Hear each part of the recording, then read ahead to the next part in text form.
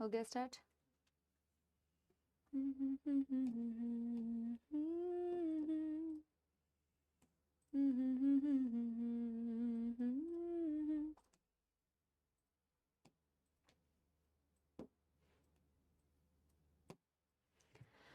Hello hello hello, नमस्कार नमस्कार नमस्कार, good evening good evening good evening good evening, नमस्ते एवरीवन, वेरी गुड इवनिंग। कैसे हैं आप लोग? गुड इवनिंग, गुड आफ्टरनून, जो भी हो रहा है आपके हिसाब से आप अपने लिए बेटा मतलब चिपका लीजिए अपने ऊपर। 21 2024। यार अगले हफ्ते क्लास होगी? अगले हफ्ते तक तो, अभी तो अगले हफ्ते है, उसके बाद तो बेटा दिवाली आ रही है। मेरे तुम्हारे सबके लिए हैप्पी दिवाली। सारे सितारे उसके लिए हैप्पी दिवाली। एनीवे बेटा, इसी बात के साथ में बेटा शुरू करते हैं आज का लेक्चर। ऐसे कौन डांस करता है? हाँ, तो उसके बाद एक और हफ्ते क्लास होगी, वैसे उसके बाद दिवाली की थोड़ी छुट्टियां पड़ती है ना तुम्हारी। तो शुरू करते हैं बेटा केमिकल कोऑर्डिनेशन एंड इंटीग्रेशन का लेक्चर नंबर 2। और आज हमें बेटा जो ग्लैंड्स डिस्कस करने हैं, वैसे मुझे लग नहीं रहा है बेटा लक्षण कि हम दोनों ग्लैंड कंप्लीट कर पाएंगे, बट लेट अस सी हम कितना कर पाते हैं। हम उतना ही कर पाएंगे जितना हम करना चाहते हैं, और हम उतना ही करेंगे। तो बेटा पिट्यूटरी ग्लैंड और थायराइड ग्लैंड, ये दोनों बेटा क्या है हमारे आज का टारगेट। लेकिन हम आज का टारगेट शुरू करने से पहले एक बार क्विकली रिवाइज करेंगे, समाप्ति एक्सप्रेस चलाएंगे और पिछली क्लास का बेटा रिवाइज करेंगे। तो बेटा कुर्सियों की पेटी बांध ली जाए और एक बारी बेटा आप मेरे साथ रिवीजन करिए, नोटबुक्स बंद कर लीजिए। हमने लास्ट क्लास में इस चैप्टर का इंट्रोडक्शन दिया था। हमने कहा था कि इस चैप्टर में हम पढ़ने वाले हैं हार्मोन्स के बारे में। और हार्मोन्स क्या होते हैं? हार्मोन्स होते हैं नॉन न्यूट्रिएंट केमिकल्स। ये आपको न्यूट्रिशन नहीं देते बेटा, जैसे आपको प्रोटीन, कार्बोहाइड्रेट या फैट्स जो तुम अभी खा के बैठे हो बेटा और खराटे मारने वाले हो, खुली आंखों के साथ में बेटा सोने वाले हो, तो ये वो नहीं है बेटा। ये नॉन न्यूट्रिएंट केमिकल्स होते हैं, ट्रेस अमाउंट में प्रोड्यूस होते हैं, बहुत कम अमाउंट में प्रोड्यूस होते हैं। और ये बेटा क्या बोलते हैं, ये रिसेप्टर्स के थ्रू काम करते हैं, इंटरसेलुलर मैसेंजर्स की तरह काम करते हैं। फिर हमने कहा हमारे कुछ कुछ बेटा मेजर ग्लैंड्स हैं, मेजर एंडोक्राइन ग्लैंड्स हैं जिनका सेक्रेशन हार्मोन होता है। कुछ ऐसी बातें भी हमने की थी जो हमने ऑलरेडी एनिमल टिश्यू में भी बेटा कवर कर ली थी, जैसे कि exocrine glands, endocrine glands, mixed gland, ये सारी चीजें हम ऑलरेडी डिस्कस कर चुके थे। फिर हमने शुरू किया था हमारे सबसे पहले ग्लैंड यानी कि हाइपोथैलेमस के साथ में, जिसे बोला जाता है बेटा मास्टर ऑफ मास्टर ग्लैंड, क्योंकि ये मास्टर ग्लैंड को कंट्रोल करता है। आपका मास्टर ग्लैंड होता है बेटा पिट्यूटरी ग्लैंड, उसको कंट्रोल करने के लिए तुम्हें चाहिए होता है hypothalamus. Hypothalamus is a connection between the neural system and endocrine system. अगर आप देखोगे इसका मेन काम सिर्फ बेटा हार्मोन बनाना नहीं है, ये नर्वस सिस्टम का भी पार्ट होता है, ये एंडोक्राइन सिस्टम का भी पार्ट होता है। जब आप हाइपोथैलेमस के हार्मोन्स देखते हैं तो ये दो प्रकार के होते हैं, या तो रिलीजिंग टाइप या तो इनहिबिटिंग टाइप, क्योंकि ये पिट्यूटरी को कंट्रोल करता है। तो या तो उसके हार्मोन को सिक्रीट और सिंथेसाइज करवाएगा या तो नहीं करवाएगा। अगर इसके नाम में रिलीजिंग आ रहा है तो वो करवाएगा, अगर इसके नाम में इनहिबिटिंग आ रहा है तो वो नहीं करवाएगा। तो ये यूजुअली रिलीजिंग टाइप और इनहिबिटिंग टाइप के हार्मोन्स होते हैं हाइपोथैलेमस के। हाइपोथैलेमस के पास कुछ होते हैं न्यूरॉन्स, जिन्हें कहा जाता है हाइपोथैलेमिक न्यूक्लियाई। न्यूक्लियाई उनके सेल बॉडी को कहा जाता है जिनसे हार्मोन बनता है, और फिर वो हाइपोथैलेमिक न्यूक्लियाई से होते हुए एक्सॉन से होते हुए एक्सॉन टर्मिनल से रिलीज होते हैं। इसीलिए तो बेटा नर्वस और एंडोक्राइन दोनों का ही पार्ट होता है हाइपोथैलेमस। हाइपोथैलेमस और पिट्यूटरी के बीच में एक कनेक्शन होता है जिसे बोलते हैं इनफंडिबुलम, और उसकी मदद से हाइपोथैलेमस पिट्यूटरी से बेटा कनेक्टेड होता है। आज आप पिट्यूटरी का डिटेल में पढ़ेंगे। पिट्यूटरी में एंटीरियर और पोस्टीरियर पार्ट होते हैं, आज आप इसके बारे में पढ़ेंगे। हार्मोन्स की अगर मैं बात करूं बेटा हाइपोथैलेमस की, तो ग्रोथ हार्मोन को रिलीज करवाने वाला growth hormone releasing hormone, inhibit करवाने वाला growth hormone inhibiting hormone. Growth hormone किसका हार्मोन हो जाएगा? पिट्यूटरी का, आज इसके बारे में पढ़ेंगे। मेलानोसाइट स्टिमुलेटिंग हार्मोन को रिलीज करवाने वाला हार्मोन MSHRH, इनहिबिट करवाने वाला हार्मोन इनहिबिटिंग हार्मोन। MSH किसका हार्मोन हो गया बेटा? आपके पिट्यूटरी का। PRL का मतलब होता है प्रोलैक्टिन, ना कि प्रोलैक्टिन रिलीजिंग हार्मोन। PRL का मतलब होता है प्रोलैक्टिन, इसको रिलीज करवाने वाला हार्मोन रिलीजिंग हार्मोन, इसको इनहिबिट करने वाला हार्मोन होता है inhibiting hormone. Prolactin is the hormone of your pituitary gland. ठीक है, फिर बात करते हैं बेटा ऐसे कुछ हार्मोन्स की जिनका सिर्फ रिलीजिंग टाइप होता है, जैसे कि gonadotrophin releasing hormone. Gonadotrophin releasing hormones क्या करते हैं बेटा, आपके पिट्यूटरी से गोनाडोट्रोफिन्स को रिलीज करवाते हैं, तो पिट्यूटरी के हार्मोन हो जाते हैं FSH और LH। आज हम इसके बारे में पढ़ेंगे। ठीक है, फिर आपने पढ़ा बेटा ACTH RH। ACTH हार्मोन होता है पिट्यूटरी का, इसको रिलीज करवाने वाला hormone ACTH RH, adrenocorticotrophic hormone releasing hormone, इसे शॉर्ट में कॉर्टिकोट्रोफिक हार्मोन रिलीजिंग हार्मोन भी बोलते हैं। फिर आपके पास एक और हार्मोन आता है thyroid stimulating hormone releasing hormone. Thyroid stimulating hormone होता है आपके थायराइड ग्लैंड का, इसको रिलीज करवाने वाला हार्मोन होता है thyroid stimulating hormone releasing hormone. ठीक है, यस एवरीवन। तो इससे हमें कई सारे पिट्यूटरी के भी बेटा हार्मोन्स पता चल गए।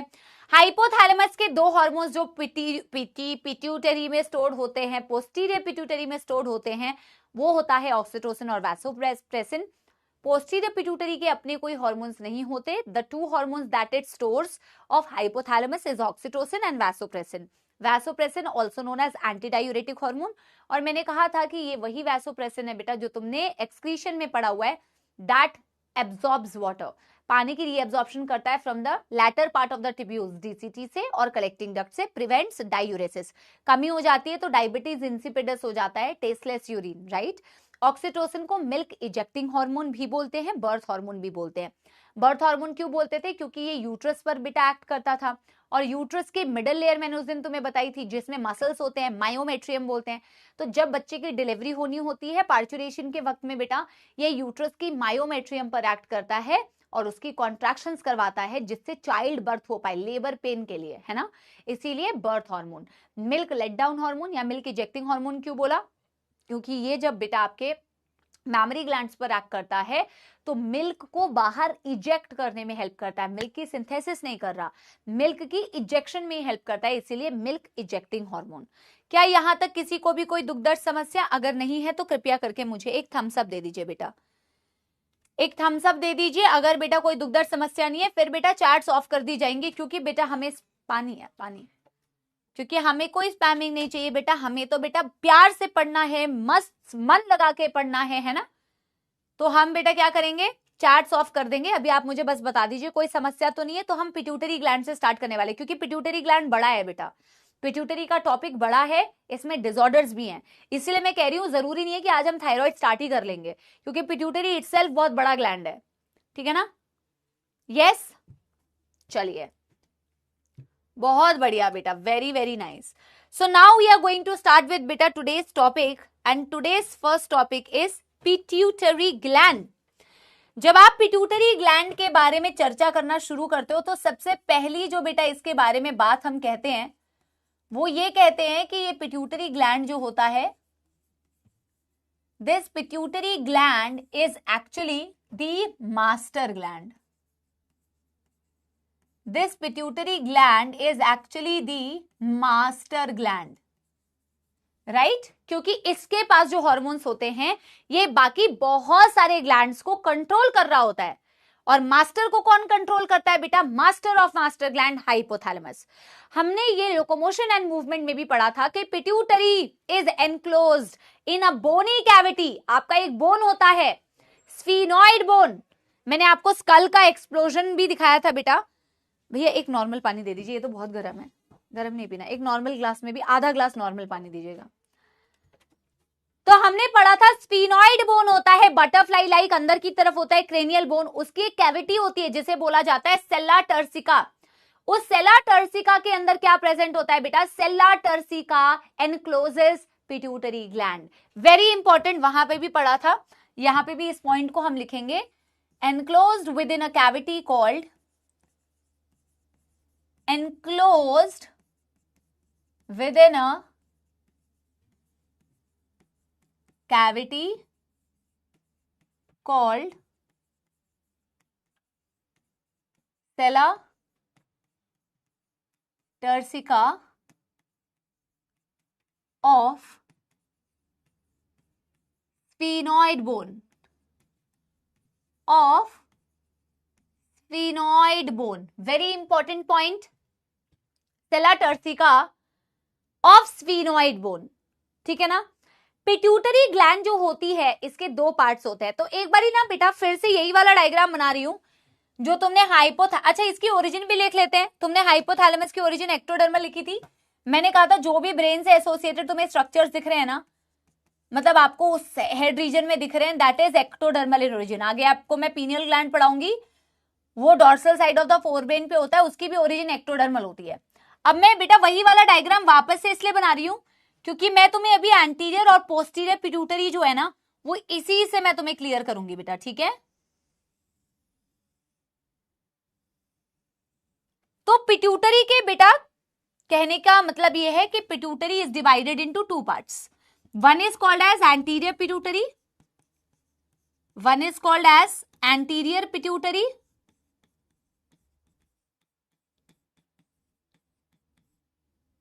and the other one is called as posterior pituitary. This number 2, posterior pituitary, posterior pituitary। posterior pituitary को और क्या बोला जाता है बेटा? posterior pituitary is also known as neurohypophysis। बेटा याद है हाइपोफाइशियल पोर्टल सिस्टम, मैंने लास्ट क्लास में भी बताया है, मैंने ये तुम्हें बॉडी फ्लूइड्स एंड सर्कुलेशन में भी बताया है कि हाइपोथैलेमस और पिट्यूटरी, एंटीरियर पिट्यूटरी कनेक्टेड होते हैं एक पोर्टल सिस्टम से। That portal system is called as hypophyseal portal system, है ना, उसकी मदद से कनेक्टेड होते हैं। और पोस्टीरियर पिट्यूटरी को तो वैसे भी हेल्प नहीं चाहिए, इसके पास तो खुद के बेटा वैसे ही बड़े हार्मोन्स है, बड़ा आया, इसको हेल्प चाहिए, ठीक है ना। एंटीरियर पिट्यूटरी को बोला जाता है adenohypophysis, adenohypophysis. Hypophysis is the name of pituitary. Adenohypophysis means anterior pituitary. Neurohypophysis means बेटा posterior pituitary. मैं आपको ये बता दूं, एक तो तुमने इसके ऑल्टरनेट नाम लिख दिए। देखो 75% ग्लैंड का जो होता है वो एंटीरियर वाला होता है एंड 25% जो होता है बेटा दैट इज पोस्टीरियर पिट्यूटरी। इसके अलावा मैं आप लोगों को बताना चाहूंगी कि एंटीरियर पिट्यूटरी अंदर से दो लोब्स होते हैं, इसके अंदर से ऐसे दो लोब्स होते हैं। हालांकि हमारे केस में तो बेटा दूसरा लोब बिल्कुल मर्ज्ड ही होता है, फिर मैं समझा रही हूं। देखो अगर तुम इंटरनली देखो, थैंक यू भैया,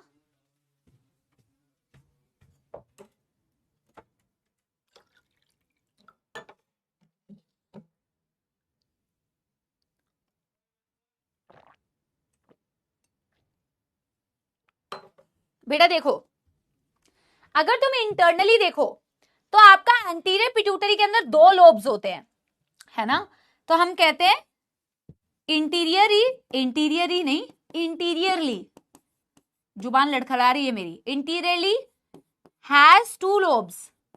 इसके पास बेटा दो लोब्स होते हैं और इन दो लोब्स का नाम होता है पार्स डिस्टालिस। इन दो लोब्स का नाम होता है बेटा पार्स डिस्टालिस एंड एक होता है pars nervosa, sorry pars intermedia, pars distalis and pars intermedia. लेकिन अगर आप पोस्टीरियर पिट्यूटरी को देखोगे it has only one lobe, it has only one lobe, जिस लोब का नाम होता है पार्स नर्वोसा। क्या नाम होता है? Pars nervosa. अब मेरी बात को, एक और बात को बिल्कुल ध्यान से सुनिए बेटा, लिसन वेरी वेरी केयरफुली, ठीक है। देखो पार्स डिस्टालिस और पार्स इंटरमीडिया आपके एंटीरियर पिट्यूटरी के दो लोब्स होते हैं। यूजुअली एनिमल्स में ऐसा होता है, लेकिन ह्यूमंस के केस में pars distalis almost merged with pars intermedia. अगर मैं ह्यूमंस का केस देखूं तो हमारे में जो पार्स डिस्टालिस होती है ना बेटा वो मर्ज्ड मतलब ऑलमोस्ट फ्यूज हो जाती है पार्स इंटरमीडिया से इन केस ऑफ ह्यूमंस। तो एनसीईआरटी ने बहुत क्लियरली दिखा हुआ है in humans in us pars intermedia के साथ में पार्स डिस्टालिस फ्यूज हो जाता है। Pars intermedia is almost merged with pars distalis, ठीक है ना। और वैसे पार्स इंटरमीडिया का केवल एकमात्र हार्मोन होता है, वो होता है मेलानोसाइट स्टिमुलेटिंग हार्मोन। देखो वैसे भी पोस्टीरियर पिट्यूटरी के तो अपने कोई हार्मोन्स नहीं है जो तुम्हें याद करने हैं, सारे हार्मोन्स तो एंटीरियर पिट्यूटरी के होंगे जितने तुमने पढ़े, growth hormone, prolactin, MSH, FSH, LH, ACTH, TSH, सारे तो एंटीरियर पिट्यूटरी के ही हैं। पोस्टीरियर का तो वैसे भी कुछ नहीं है, लेकिन एंटीरियर पिट्यूटरी में भी सारे होते हैं आपके इसी के, क्या बोलते हैं, पार्स डिस्टालिस। और ह्यूमंस में तो इंटरमीडिया वैसे भी मर्ज्ड है, लेकिन जिनमें अलग होता है, आप पार्स इंटरमीडिया का केवल एक हार्मोन बोलते हो, दैट इज MSH। ये याद रखना है बेटा, ठीक है ना। तो मैं यहीं पे लिख देती हूं, यहीं पे ये पॉइंट्स लिख देती हूं। इन ह्यूमंस पार्स इंटरमीडिया, तो देखा जाए तो डिस्टालिस ने ही पूरे एंटीरियर पिट्यूटरी को बनाया। Parse intermedia is almost merged with pars distalis। और एक पॉइंट और लिख लो, pars intermedia has only one hormone, MSH। इसके बारे में लिखो, लिख चुके already. No hormone of its own, no hormone of its own. और एक बात लिखोगे, direct neural regulation, direct neural regulation of hypothalamus. आपका मैं कमेंट्स ऑन कर रही हूं ये वाली चीज पूछने के लिए, इसे मैं कर रही हूं star mark. Very very important, direct neural regulation. ऐसा हमने क्यों बोला बेटा, पहले तो मुझे बताओ समझ आए कि नहीं। और आप मुझे ये बताओ ऐसा मैंने क्यों बोला कि पार्स नर्वोसा या posterior pituitary direct neural regulation में होती है। ये क्वेश्चन आता है, it is under direct neural regulation of hypothalamus. ऐसा क्यों बोला, ऐसा क्यों बोला मेरे भाइयों और बहनों, सपोलों और सपोलियों। हाँ, आपने न्यूरॉन्स बनाए थे कल की क्लास में, मतलब पिछली क्लास में कुछ ऐसे ही बनाए थे न्यूरॉन्स की डायरेक्ट बेटा नर्व एंडिंग को तुमने डायरेक्टली कहां दिखाया था बेटा, इन द पोस्टीरियर पिट्यूटरी दिखाया था कि नहीं। यस, एक्सॉन टर्मिनल डायरेक्टली होती है। न्यूरल कनेक्शंस है ना, यहां तो पोर्टल सर्कुलेशन से कनेक्शन था, यहां तो हाइपोथैलेमस की न्यूरॉन्स डायरेक्टली एंटर ही नहीं कर रही थी। लेकिन यहां अगर तुम देखोगे तो हाइपोथैलेमस की न्यूरॉन्स डायरेक्टली घुसी हुई है बेटा पोस्टीरियर पिट्यूटरी में, और इसीलिए आप कहते हो posterior pituitary is under direct neural regulation of hypothalamus. बोलो हाँ या हाँ, ऐसे ही बोलना चाहिए ना। बोलो आई एम करेक्ट और am I correct, I am correct और I am correct, I am correct. समझ गए। एक्सॉन टर्मिनल डायरेक्टली बेटा entered in the posterior pituitary and hence it is under direct neural regulation. अब जो ये hypothalamus के hormones होते हैं ना, जो वैसोप्रेसिन और ऑक्सीटोसिन होते हैं, वो इधर ही स्टोर्ड होते हैं एक्सॉन टर्मिनल में, पोस्टीरियर पिट्यूटरी में ही। जब इनको रिलीज होना होता है तो ये पोस्टीरियर पिट्यूटरी से तो रिलीज होते हैं, ये वापस हाइपोथैलेमस में थोड़ी जाते हैं, जहां स्टोर्ड है वहीं से रिलीज होते हैं। ठीक है। हम बचपन में एक गेम खेलते थे, तुम तो बेटा सारे फोन पे लगे रहते हो, मैं सोचती हूँ बेचारे तुम लोग कितनी सारी चीजें मिस आउट करते होगे। मुझे नहीं पता तुम में से कितने सारे, पर मोस्ट ऑफ द स्टूडेंट्स आजकल की जनरेशन, हम लोग खुद ही बेटा phone phone phone phone all time.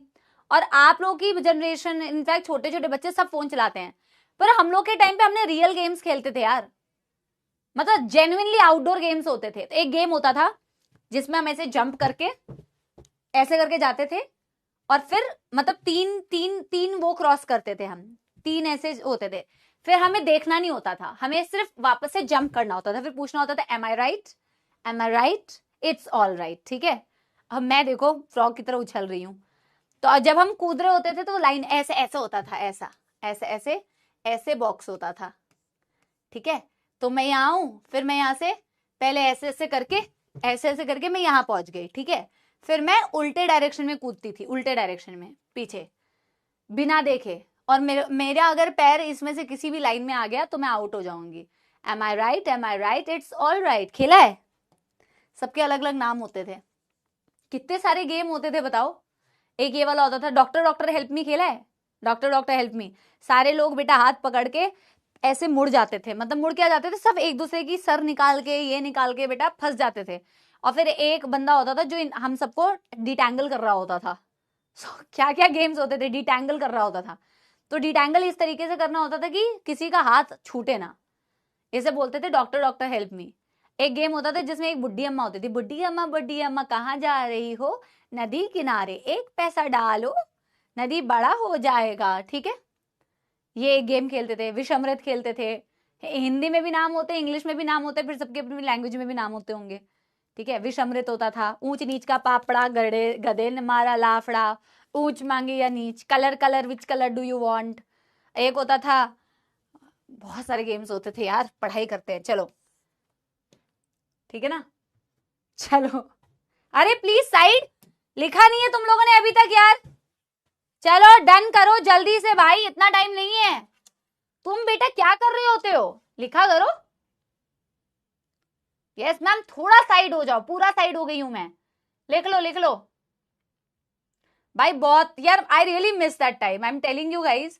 और मैं तुम लोगों को बता रही हूँ यार, तुम अभी 11th में हो, वैसे मैं देखो पढ़ाई करो।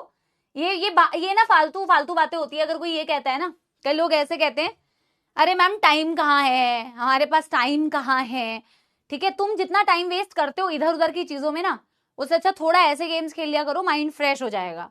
फोन चलाने के अलावा, फालतू चीजें करने के अलावा ऐसी चीजें कर लो।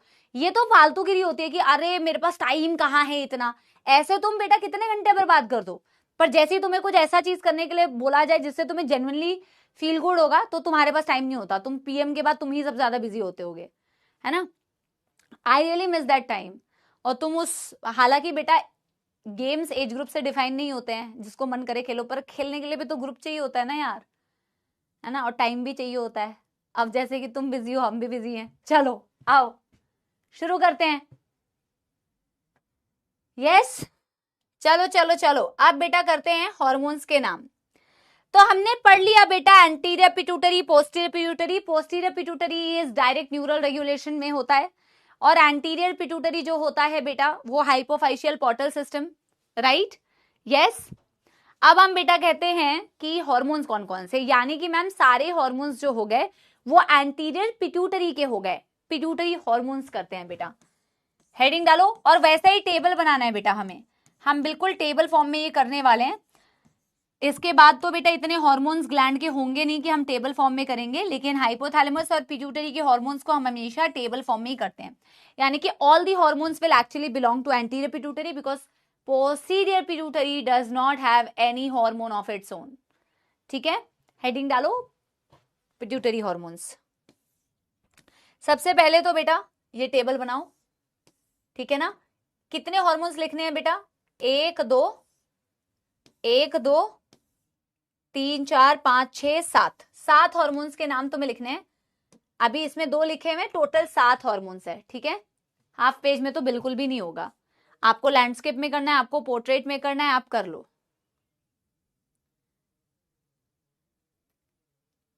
बेटा मर्ज हो जाता है, फ्यूज का मतलब है वो मर्ज हो जाता है, मिल जाता है। तो अलग से तुम्हें इंटरमीडिया नहीं दिख रही होती है, एक्चुअल में इंटरमीडिया मर्ज हो जाता है, जुड़ जाता है, ठीक है ना। यस बेटा, इसे लिखना स्टार्ट करो, फिर हम 1 बाय 1 कहते हैं। बेटा देखो, समय की खास बात यही है कि वो बीत जाता है। अब हर किसी को ना बीता हुआ वक्त बहुत याद आता है, बहुत कम ही लोग, नहीं बहुत कम, कोई कुछ लोग कहेंगे नहीं भाई हमारा समय तो बहुत बुरा था, हमें बिल्कुल भी याद नहीं करना।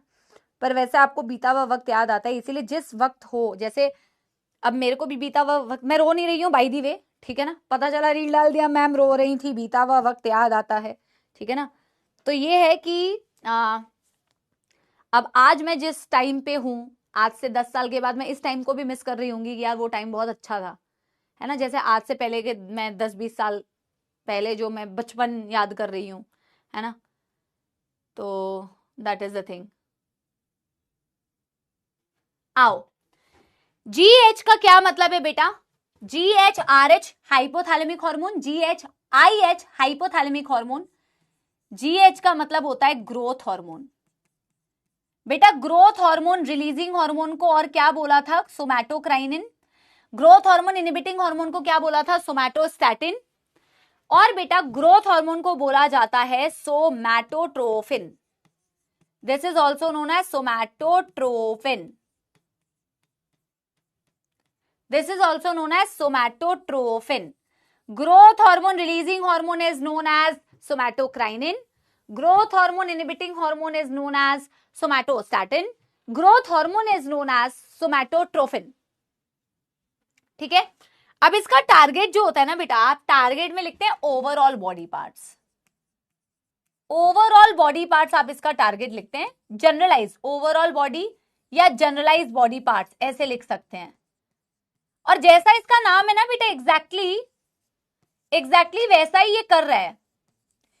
इसका नाम है, देखो एनसीईआरटी बेस्ड ही हमें करना है, एनसीईआरटी बेस्ड ही हमें करना है। जब आप कह रहे हैं ना बेटा सोमैटोट्रोफिन या ग्रोथ हार्मोन, ये ग्रोथ के लिए रिस्पॉन्सिबल है और इससे रिलेटेड 2 डिसऑर्डर्स भी एनसीईआरटी में दिए हुए हैं। जब आप ग्रोथ की बात करते हैं तो हम ग्रोथ से समझते हैं हमारी हाइट जो लंबी हो रही है, हमारी जो बॉडी की डेवलपमेंट हो रही है जब हम ग्रोइंग एज में हैं, वो एक्चुअल में ग्रोथ हार्मोन कंट्रोल करता है। एक्सक्लूसिवली ग्रोथ हार्मोन पे डिपेंडेंट नहीं होता, बट मेजरली ग्रोथ हार्मोन पे डिपेंडेंट है। तो आपकी जो हड्डियों की इलोंगेशन होती है ना, लॉन्ग जो आपकी बोन्स है उनकी लंबाई जो बढ़ती है longitudinally, that elongation of bones is dependent upon the growth hormone. So growth hormone is responsible for elongation of your bones. आपकी मेटाबॉलिज्म में भी रोल प्ले करती है, carbohydrate, protein, fat metabolism. Protein anabolism करती है। What is catabolism and anabolism? C for catabolism, cut, breakdown is catabolism. ये इस chapter में कई बार यूज होने वाले टर्म्स है, तो इसको ध्यान से सुनिए। Cut, catabolism is breakdown, anabolism means formation. जब आप बोलते हैं प्रोटीन एनाबॉलिज्म करवा रही है, यानी जब आप ग्रो कर रहे होते हैं तो ये प्रोटीन डिपॉजिट करती है, फॉर्मेशन करती है प्रोटीन की। बट ये फैट का भी ब्रेकडाउन करवाती है, ये कार्बोहाइड्रेट्स का भी ब्रेकडाउन करवाती है। जैसे कार्बोहाइड्रेट को तोड़ती है तो ब्लड में ग्लूकोज बढ़ जाता है, क्योंकि glucose is a simple carbohydrate. जैसे मोतियों की माला, बेटा मैं वैसे बायोमोलिक्यूल्स पढ़ाऊंगी तब आपको और बेटर अंडरस्टैंडिंग होगी कि glucose is a simple sugar. ठीक है, अभी आपको ये कॉम्प्लेक्स टर्म्स समझ कम आएंगे, थोड़ा बहुत तो मैं आपको बताते हुए चलूंगी, लेकिन जब बायोमोलिक्यूल्स पढ़ाऊंगी तो आपको और बेटर क्लैरिटी होगी। ठीक है ना, तो ये इसका मेजर काम होता है। अब मैं आपको जब इसके रिलेटेड डिसऑर्डर्स पढ़ाऊंगी तो आप समझोगे किसी इंसान में अगर बचपन से ग्रोथ हार्मोन कम हो गया, तो आपने बौने लोग देखे हैं, बौने, I am literally talking about the midgets, आपने ऐसे देखे बौने। So those are called as the deficiency of और hyposecretion of growth hormone childhood में, बचपन में ही। अच्छा, ग्रोथ हार्मोन कम है तो बहुत हाइट छोटी रह जाती है, और ऐसे ही बचपन से ही अगर ग्रोथ हार्मोन बहुत एक्सेसिव सिक्रीशन में है, सो जाइजेंटिज्म, एक्सट्रीम हाइट हो जाएगी, जाइजेंटिज्म बोलते हैं इसे। ठीक है ना, यस, ड्वार्फ एंड जाइजेंटिज्म। अभी मैं पढ़ाऊंगी उस चीज को। अब यहाँ पे मैं फंक्शन में पहले तो लिखती हूँ, फंक्शन में मैं लिखती हूँ elongation of bones, elongation of bones. तो आपकी हाइट के लिए बहुत इंपॉर्टेंट रोल प्ले कर रहा है बेटा। Then protein, carbohydrate, protein, carbohydrate, fat, metabolism. और इसमें मैं आपको लिख दे रही हूं, आप याद रख सकते हो, एज सच कोई बहुत डिफिकल्ट नहीं है। प्रोटीन एनाबॉलिज्म कर रहा है बेटा, ये डायरेक्टली एनसीईआरटी में नहीं दिया। और जब आप ग्रोइंग एज में होते हो बेटा तो प्रोटीन फॉर्मेशन हो रहा होता है, एनाबॉलिज्म हो रहा होता है, फॉर्म, जबकि आप कार्बोहाइड्रेट कैटाबॉलिज्म करते हैं, यानी कि ब्रेक। तो कार्बोहाइड्रेट की सबसे सिंपल यूनिट होती है ग्लूकोज, अब लिखो मत, कोई दिक्कत नहीं है। और फैट का भी ये ब्रेक डाउन कर रहा होता है। यानी कि कैटाबॉलिज्म, यानी कि कैटाबॉलिज्म। ठीक है, यस, ठीक है। अब देखो, डिसऑर्डर्स हम बाद में करेंगे, डिसऑर्डर्स हम बाद में करेंगे। What is the full form of MSH? MSH का मतलब है मेलानोसाइट, एमएसएच का मतलब है मेलानोसाइट स्टिमुलेटिंग हार्मोन। क्या लगता है इसका टारगेट क्या होगा? क्या इसके नाम से बता पा रहे हो इसका टारगेट क्या होगा? मेलानोसाइट स्टिमुलेटिंग हार्मोन का टारगेट क्या होगा बेटा? कोई बता पा रहा है? यार बता दो यार, इतना इजी है। जिसका नाम ही है मेलानोसाइट स्टिमुलेटिंग हार्मोन, वो किसको स्टिमुलेट करेगा? मेलानोसाइट्स को। मेलानोसाइट्स कहां होते हैं? Skin, skin of the animals. Melanocytes, melanocytes are melanin producing cells. तो जो स्किन पिगमेंटेशन होती है, हालांकि ह्यूमन में एग्जैक्ट रोल इसका डिफाइन नहीं करते हैं, but most of the animals में आप यही बोलते हो कि मेलानोसाइट से मेलानिन बन रहा है। And I am saying melanin, I am not saying melatonin. Melatonin में आगे आपको पढ़ाऊंगी। मेलेटोनिन हार्मोन होता है पीनियल ग्लैंड का, वो मेलानिन नहीं है बेटा। मेलानिन पिगमेंट होता है। So colour, body skin colour depends upon the amount of melanin distribution. So a bit fairer skin tone will have less melanin. Towards the deeper skin tones, you will have more melanin pigment, right? So melanocyte stimulating hormone melanocytes पे act करते हैं, that produces melanin. Melanin is a pigment that is defining the skin pigmentation. ठीक है ना? Yes. तो लिखते हैं melanocyte, melanocyte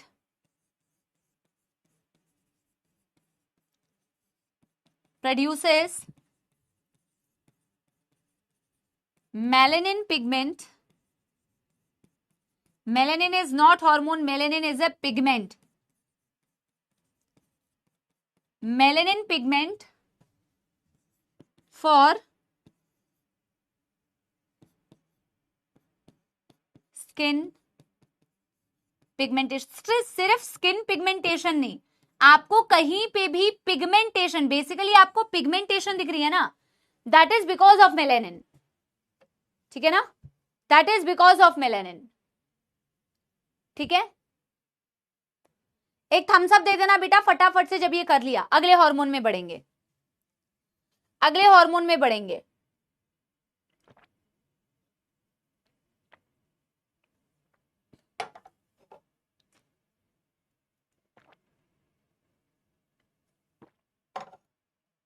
अगले हार्मोन में बढ़ेंगे। Done done done done.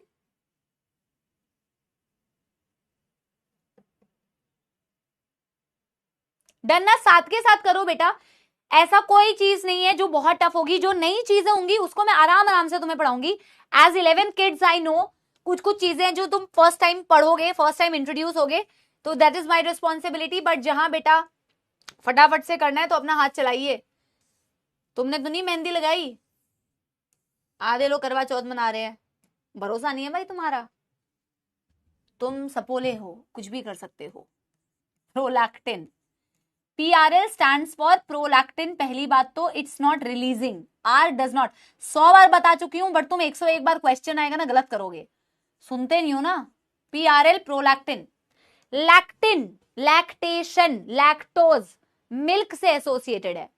Milk sugar lactose. Lactation is milk synthesis, milk production. यानी कि इसका टारगेट जो होता है मैमरी ग्लैंड्स होते हैं बेटा। Their target is memory glands. जैसे आपने बेटा अभी पढ़ा, जैसे आपने अभी पढ़ा oxytocin. Oxytocin is milk ejecting hormone, लेकिन वो कौन सा हार्मोन है जो मिल्क बनाता है, सिंथेसिस करवाता है? दैट इज बेटा प्रोलैक्टिन। आप जब बेटा कहते हो, जब आप कहते हो प्रोलैक्टिन ना, तो प्रोलैक्टिन के दो फायदे। दो फायदे क्या? दो फंक्शंस एक्चुअल में। प्रोलैक्टिन जो होता है मैमोट्रोपिक भी होता है, मैमोट्रोपिक भी होता है, और प्रोलैक्टिन जो होता है ना बेटा, लैक्टोजेनिक भी होता है। Prolactin is lactogenic, prolactin is mammotrophic. ठीक है ना। जब आप कहते हैं ना बेटा trophic word, whenever you are using the word trophic, trophic is associated with growth. अभी मैंने तुम्हें सोमैटोट्रोफिन बोला, मतलब growth. Trophin is associated with growth. जब मैं मैमोट्रोफिक बोल रही हूं, इसका मतलब इस हार्मोन के पास एक फंक्शन तो है, growth of memory glands, growth of memory glands. एक तो ये मैमरी ग्लैंड्स की ग्रोथ करवा सकता है, और एक लैक्टोजेनिक मतलब milk secretion and synthesis, milk secretion and synthesis, not milk ejection. Milk को बनवाने का काम होता है प्रोलैक्टिन का, इजेक्ट करवाने का काम होता है बेटा आपके ऑक्सीटोसिन का। हर वक्त नहीं बनती रहती प्रोलैक्टिन, बॉडी में हमेशा प्रोलैक्टिन इनहिबिटिंग हार्मोन डोमिनेंट होती है। When there is a case of pregnancy, when there is a case of pregnancy, जो आप ह्यूमन रिप्रोडक्शन में पढ़ेंगे, मैं पढ़ाऊंगी आपको, उस वक्त में प्रोलैक्टिन का अमाउंट बढ़ता है, और आपकी नॉर्मल लाइफ में हमेशा प्रोलैक्टिन इनहिबिटिंग हार्मोन डोमिनेंट होता है। बाय चांस प्रोलैक्टिन बढ़ जाए तो फिर दिक्कत, दुख, दर्द और समस्या, डिफरेंट बेटा symptoms and different side effects are associated with it. ठीक है ना। यस। अगला हार्मोन TSH, क्या इसके नाम से समझ आ रहा है कि ये किस पर एक्ट कर रही होगी? जिसका नाम ही है थायराइड स्टिमुलेटिंग हार्मोन, जिसका नाम ही है थायराइड स्टिमुलेटिंग हार्मोन। वो किस पर एक्ट कर रही होगी बेटा? उसका टारगेट क्या होगा बेटा? थायराइड ग्लैंड, जिसका नाम है थायराइड स्टिमुलेटिंग हार्मोन, उसका टारगेट क्या है? Thyroid gland, thyroid hormone produce करवाना।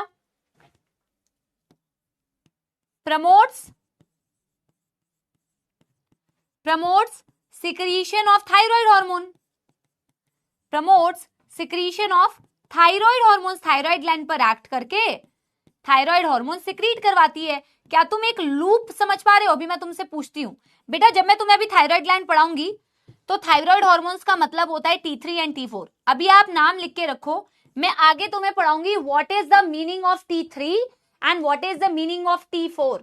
इन दोनों को मिलके थायराइड हार्मोन्स बोलते हैं। मैं कौन सा लूप पूछ रही हूं पता है बेटा? जैसे अगर मेरे को थायराइड हार्मोन बनाना है बॉडी में, तो इसका पूरा फीडबैक क्या है, इसका पूरा मैकेनिज्म क्या है? इसका पूरा मैकेनिज्म है कि हाइपोथैलेमस बनाता है thyroid stimulating hormone releasing hormone, और वो thyroid stimulating hormone releasing hormone act करता है पिट्यूटरी ग्लैंड पर, पिट्यूटरी बनाता है थायराइड स्टिमुलेटिंग हार्मोन, और थायराइड स्टिमुलेटिंग हार्मोन एक्ट करता है थायराइड ग्लैंड पर, तो थायराइड ग्लैंड बनाती है thyroid hormone T3 and T4। आपको समझ में आ रहा है?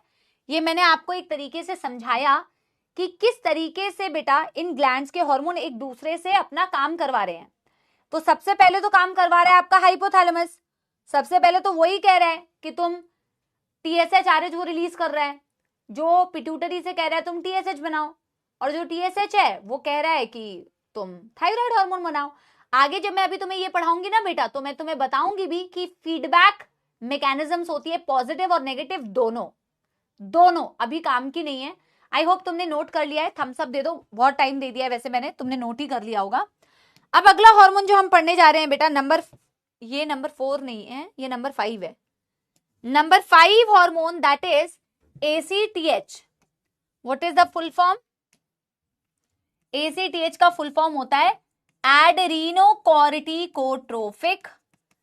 एड्रीनोकोर्टिकोट्रोफिक। इस चैप्टर में अगर तुम हार्मोन्स के नाम को थोड़ा सा समझ लो तो काफी इजी अंडरस्टैंडिंग हो जाती है। एड्रीनोकोर्टिकोट्रोफिक hormone, ACTH। What is the full form of FSH? Follicle Stimulating बेटा फॉलिकल स्टिमुलेटिंग हार्मोन को कौन रिलीज करवाएगा? हाइपोथैलेमस का कौन सा hormone? Follicle stimulating hormone. Follicle stimulating hormone को कौन रिलीज करवाएगा? हाइपोथैलेमस का कौन सा hormone?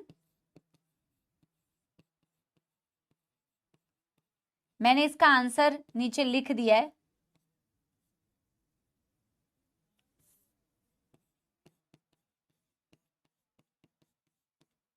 Follicle stimulating hormone is a type of gonadotrophin.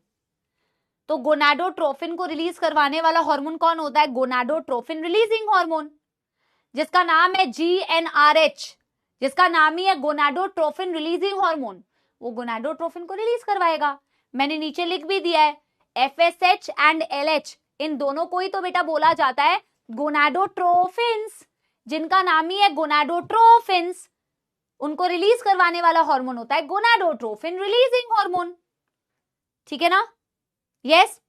एड्रीनोकोर्टिकोट्रोपिक hormone. What is adreno? Adreno stands for adrenal gland.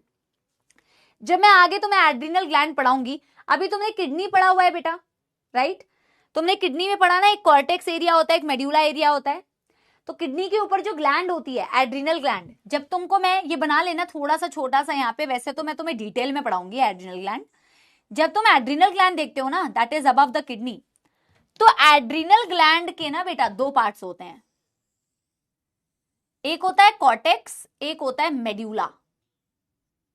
Cortex होता है ये बाहर वाला पार्ट, और ये बाहर वाला कॉर्टेक्स वाला पार्ट भी बेटा फर्दर 3 पार्ट्स में डिवाइडेड होता है, लेकिन अभी मैं वो नहीं पढ़ा रही हूं, तो अभी मैं उसकी कहानी नहीं आपको सुनाऊंगी। फिलहाल मैं तुम्हें ये बताना चाह रही हूं कि एड्रीनल ग्लैंड जो होता है, एड्रीनल ग्लैंड में एक होता है बाहर वाला हिस्सा, जैसे किडनी में होता है, जिसे बोलते हैं एड्रीनल कॉर्टेक्स, जिसे बोलते हैं एड्रीनल कॉर्टेक्स। और एक हिस्सा होता है बेटा जो सेंटर वाला होता है, इसे बोला जाता है एड्रीनल मेड्यूला। इसे कहते हैं एड्रीनल मेड्यूला। ठीक है ना? मैं यहां पे ये चीज क्यों बता रही हूं मैम? मैं इसलिए बता रही हूं क्योंकि जो इसका टारगेट होता है ना, वो मेड्यूला नहीं होता बेटा। इसका जो टारगेट होता है ना, वो मेड्यूला नहीं होता। इसका जो टारगेट होता है, वो टारगेट होता है एड्रीनल कॉर्टेक्स। क्या होता है? Adrenal cortex. इसीलिए बताना जरूरी है। So cortex is actually the outer part of the adrenal gland, और कॉर्टेक्स इसका टारगेट होता है बेटा, मेड्यूला नहीं होता। जब मैं आगे आपको एड्रीनल ग्लैंड डिटेल में पढ़ाऊंगी, अभी पेशेंस के साथ में सिर्फ सुनना। जब मैं आगे आपको एड्रीनल ग्लैंड डिटेल में पढ़ाऊंगी तो आप सुनना। मेड्यूला के 2 हार्मोन्स होते हैं, एपिनेफ्रिन, नॉर एपिनेफ्रिन, जिन्हें कैटेकोलामीन्स भी बोला जाता है। और जो कॉर्टेक्स होता है ना बेटा, उसके हार्मोन को बोला जाता है कॉर्टिकॉइड, जो तुम पढ़ भी चुके हो, जैसा कि आकांक्षा ने नाम भी लिया है। Very good. मिनरलोकॉर्टिकॉइड पढ़ाया है मैंने तुम्हें, एल्डोस्टेरॉन, वहां भी मैंने जिक्र तो किया है, मुझे ऐसे याद आ रहा है ना? तो मैं तुम्हें पढ़ाऊंगी भी आगे। जो ये कॉर्टेक्स है ना बेटा, इसके भी फर्दर डिविजन्स होते हैं। ये फर्दर 3 लेयर्स में डिवाइडेड होती है, लेकिन अभी नहीं पढ़ना क्योंकि अभी हम एड्रिनल ग्लैंड नहीं पढ़ रहे हैं। इसके ओवरऑल हार्मोन्स को बोला जाता है कॉर्टिकॉइड्स। कुछ होते हैं मिनरलोकॉर्टिकॉइड, कुछ होते हैं ग्लूकोकॉर्टिकॉइड्स, कुछ होते हैं सेक्स कॉर्टिकॉइड्स। अलग अलग कॉर्टेक्स की लेयर का अलग अलग हार्मोन होता है। किसी को ग्लूकोकॉर्टिकॉइड, किसी को मिनरलोकॉर्टिकॉइड, किसी को सेक्स कॉर्टिकॉइड, कॉर्टिकॉइड। इसीलिए एड्रीनोकॉर्टिकोट्रोपिक हार्मोन, ये एड्रिनल कॉर्टेक्स पर एक्ट करके ये आपके कॉर्टिकोट्रोपिक हार्मोन्स, स्पेशली मिनरलोकॉर्टिकॉइड नहीं, ग्लूकोकॉर्टिकॉइड और सेक्स कॉर्टिकॉइड को बनाता है। लेकिन अभी आप इस पॉइंट को सिर्फ लिख के रखिए, जब मैं आपको एड्रिनल ग्लैंड पढ़ाऊंगी तो आपको इसका एक्चुअल मतलब समझ में आएगा। ठीक है? अभी तो आप लिख लीजिए, मैं आपको इसको डिटेल में समझाऊंगी आगे, मतलब उसमें ना थोड़ी बेटर अंडरस्टैंडिंग होगी। तो मेड्यूला से तो इसका वैसे भी कोई लेना देना नहीं है। कॉर्टेक्स के हार्मोन को ये रिलीज करवाता है, बट कॉर्टेक्स में भी स्पेसिफिकली कुछ हार्मोन्स को रिलीज करवाता है। तो लिखेंगे secretion of glucocorticoids and sex corticoids from adrenal cortex, from adrenal cortex. ठीक है, अब आते हैं बहुत जरूरी FSH और LH, क्योंकि आप लोग जैसे ड्रॉपर्स होते हैं उनको पता होता है, लेकिन बेटा थोड़ा बहुत तो तुमने भी ना अपने क्या बोलते हैं 10वीं में अगर तुमने थोड़ी बहुत पढ़ाई की है तो तुमने थोड़ा बहुत तो पढ़ा होगा, वो अलग बात है तुम बिल्कुल ही नहीं पढ़ते तो बड़ी दुख दर्द और समस्या है। अब मैं आपको बताने जा रही हूं FSH और LH के बारे में।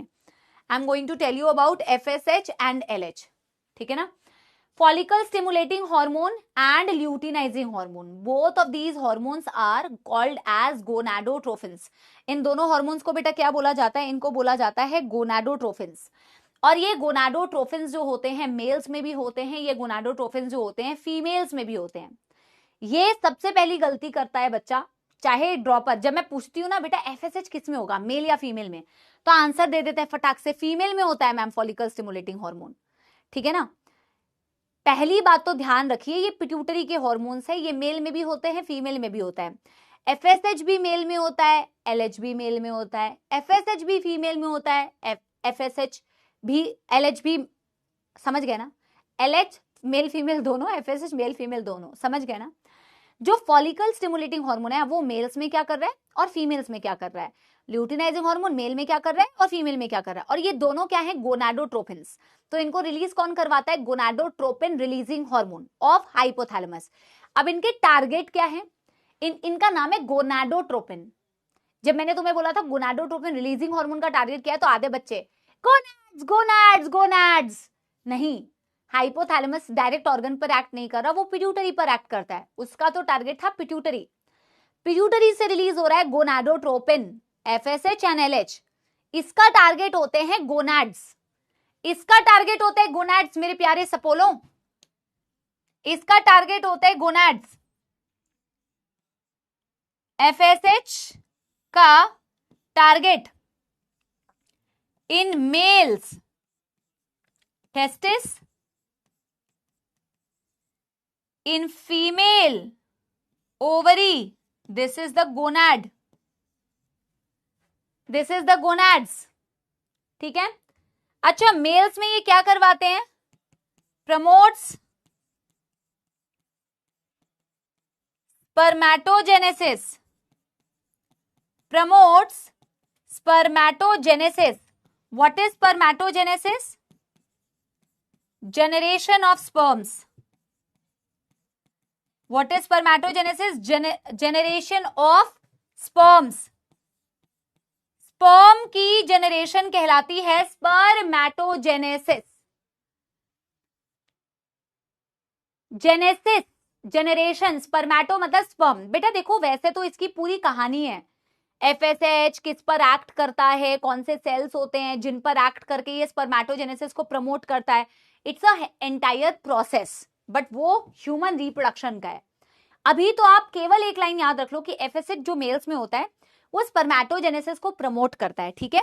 एग्जैक्ट कौन से सेल्स पर एक्ट करता है, क्या मैकेनिज्म होता है, नॉट नीडेड राइट नाउ, लेकिन स्पर्मेटोजेनेसिस को मेल का एंड्रोजन यानी कि टेस्टोस्टेरोन भी प्रमोट करते हैं।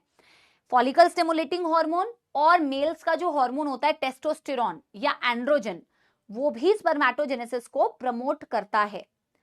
फीमेल में फॉलिकल स्टिमुलेटिंग हार्मोन क्या करता है बेटा, फीमेल में पहले लिख लो फिर मैं आपको एक डायग्राम से समझाऊंगी, ठीक है ना। वो डायग्राम टेबल खत्म होने के बाद तुम नोट करना, ठीक है ना, या तो 6th 7th साथ ही तो हार्मोन्स है ना, तो टेबल को क्लोज करके फिर वो डायग्राम बना लेना, नहीं तो तुम्हें ना समझ नहीं आएगा। In ovary it acts on follicles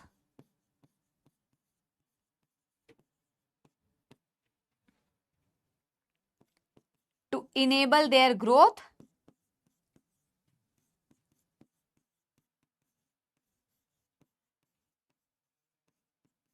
and development। Female के ओवरी के अंदर कुछ स्ट्रक्चर्स होते हैं जिन्हें बोला जाता है फॉलिकल, जहां से इसका नाम भी आया है फॉलिकल स्टिमुलेटिंग हार्मोन। बट ये फॉलिकल्स क्या होते हैं फीमेल्स के, इसको थोड़ा सा मैं समझाती हूँ। पहले आप बेटा अगर यहां तक कर चुके हैं तो एक थम्स अप दे देना। इसके बाद हमें ल्यूटिनाइजिंग हार्मोन के बारे में लिखना है। जितना एफएसएच के लिए जगह छोड़ा है ना, ऑलमोस्ट उतना ही, एक लाइन ज्यादा छोड़ लेना, एक लाइन ज्यादा छोड़ लेना ल्यूटिनाइजिंग हार्मोन के लिए, फिर टेबल को क्लोज कर देना। और फिर हम पहले एक डायग्राम से ना आपको समझाते हैं, क्योंकि आप पहली बार पढ़ रहे हैं। तो आगे जब मैं आपको ओवरी पढ़ाऊंगी तो वैसे तो मैं ओवरी पढ़ाते वक्त में या टेस्टिस पढ़ाते वक्त में ऑलरेडी थोड़ी चीजें बता रही होंगी तभी, लेकिन यहाँ पे भी थोड़ा सा बताना पड़ेगा आगे एलएच की भी कहानी समझाने के लिए और यहाँ एफएसएच की कहानी समझाने के लिए। ठीक है, yes everyone, done done done done everybody.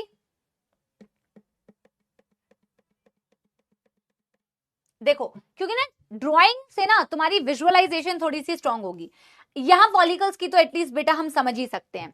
तो जब आप फीमेल्स की ओवरी को देखते हैं ना बेटा, ओवरी कुछ इस तरीके से होती है, 2 ओवरी है, तो हम 2 तो नहीं बना रहे हैं अभी, हम 1 ओवरी बना रहे हैं। ठीक है, तो जब फीमेल की ओवरी देखते हो ना बेटा, तो ओवरी के अंदर आपको ये पता है बेसिक बात कि फीमेल्स में मेंस्ट्रुअल साइकिल चलती है, मंथली साइकिल्स जो होती हैं जिन्हें पीरियड्स बोलते हैं हम, है ना। तो मंथली साइकिल चलती है, हर महीने बेटा एक एग रिलीज होता है, एक अंडा रिलीज होता है। Do not imagine it like अ मुर्गी का अंडा, इट्स नॉट दैट अंडे का फंडा, आओ सिखाऊं, दैट्स नॉट दैट अंडा, इट्स अ डिफरेंट अंडा। ओके, इट्स नॉट दैट जो मुर्गी का तुम इमेजिन करते हो, ठीक है ना, इट्स अ डिफरेंट एग। जो ओव्यूलेशन हर मंथ होती है, एक एग रिलीज होता है। ह्यूमन रिप्रोडक्शन में पढ़ोगे, अगर बाई चांस पास हो गए तुम लोग तो पढ़ोगे बेटा, ठीक है ना, मेंस्ट्रुअल साइकिल में मैं पढ़ाऊंगी आपको, दैट इज एग। अब वो एग जो होता है बेटा, जैसे मैं तुम्हें बताती हूँ, जैसे हम छोटे होते हैं, पहले फर्स्ट से सेकंड में जाते हैं, सेकंड से थर्ड में जाते हैं, थर्ड से फोर्थ में, तो मेच्योरिटी बढ़ती जा रही है ना। वैसे ही जो ओवा या एग होता है, अंडा जो होता है, उसकी भी डिफरेंट डेवलपिंग स्टेजेस होती हैं, जो तुम 12वीं कक्षा में ही पढ़ोगे। oocyte, primary oocyte, secondary oocyte, ovum, अलग अलग नाम से इसको बुलाया जाता है। लेकिन ये जो एग होता है ना, बड़ा प्रीशियस है, और प्रीशियस चीजों को आप हमेशा प्रोटेक्ट करते हैं। जैसे कि अपना फोन के ऊपर कवर लगा देते हैं। कल को तुम आईफोन खरीद लो गलती से, तो फिर तो बेटा उसको तुम ढक्कन के अंदर, तुम तो उसको खोलो ही ना, उसको इतना प्रोटेक्ट करके रखोगे, है ना। ज्वेलरी के लिए ज्वेलरी बॉक्स होती है। So anything that is precious is always kept in a protection, in a box. So egg is also very precious. So egg is actually kept inside a box. यहाँ पे वो डब्बा नहीं है, ये समझाने के लिए तो मैं बता रही हूँ, वो डब्बा यहाँ पे होता है फॉलिकल। तो यहाँ पे बेटा अलग अलग फॉलिकल की भी अलग अलग स्टेज होती है। तो ये जो मैं बना रही हूँ, मानो ये फॉलिकल है, primary follicle, secondary follicle, tertiary follicle and Graafian follicle.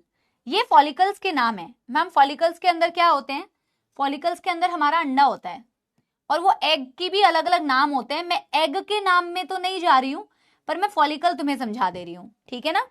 तो जैसे कि बेटा ये फॉलिकल है तुम्हारा प्राइमरी, सेकेंडरी, टर्शरी, और इसे बोला जाता है ग्राफियन फॉलिकल।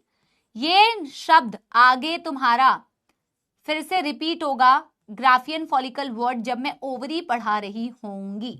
मैंने तुम्हें अभी ये समझाया कि follicles have developing egg inside it, developing egg inside it, अपने अंदर वो प्रोटेक्शन में रख रहा है एग को। फॉलिकल्स को बड़ा करने का काम कौन कर रही है बेटा? फॉलिकल्स को बड़ा करने का काम कौन कर रही है?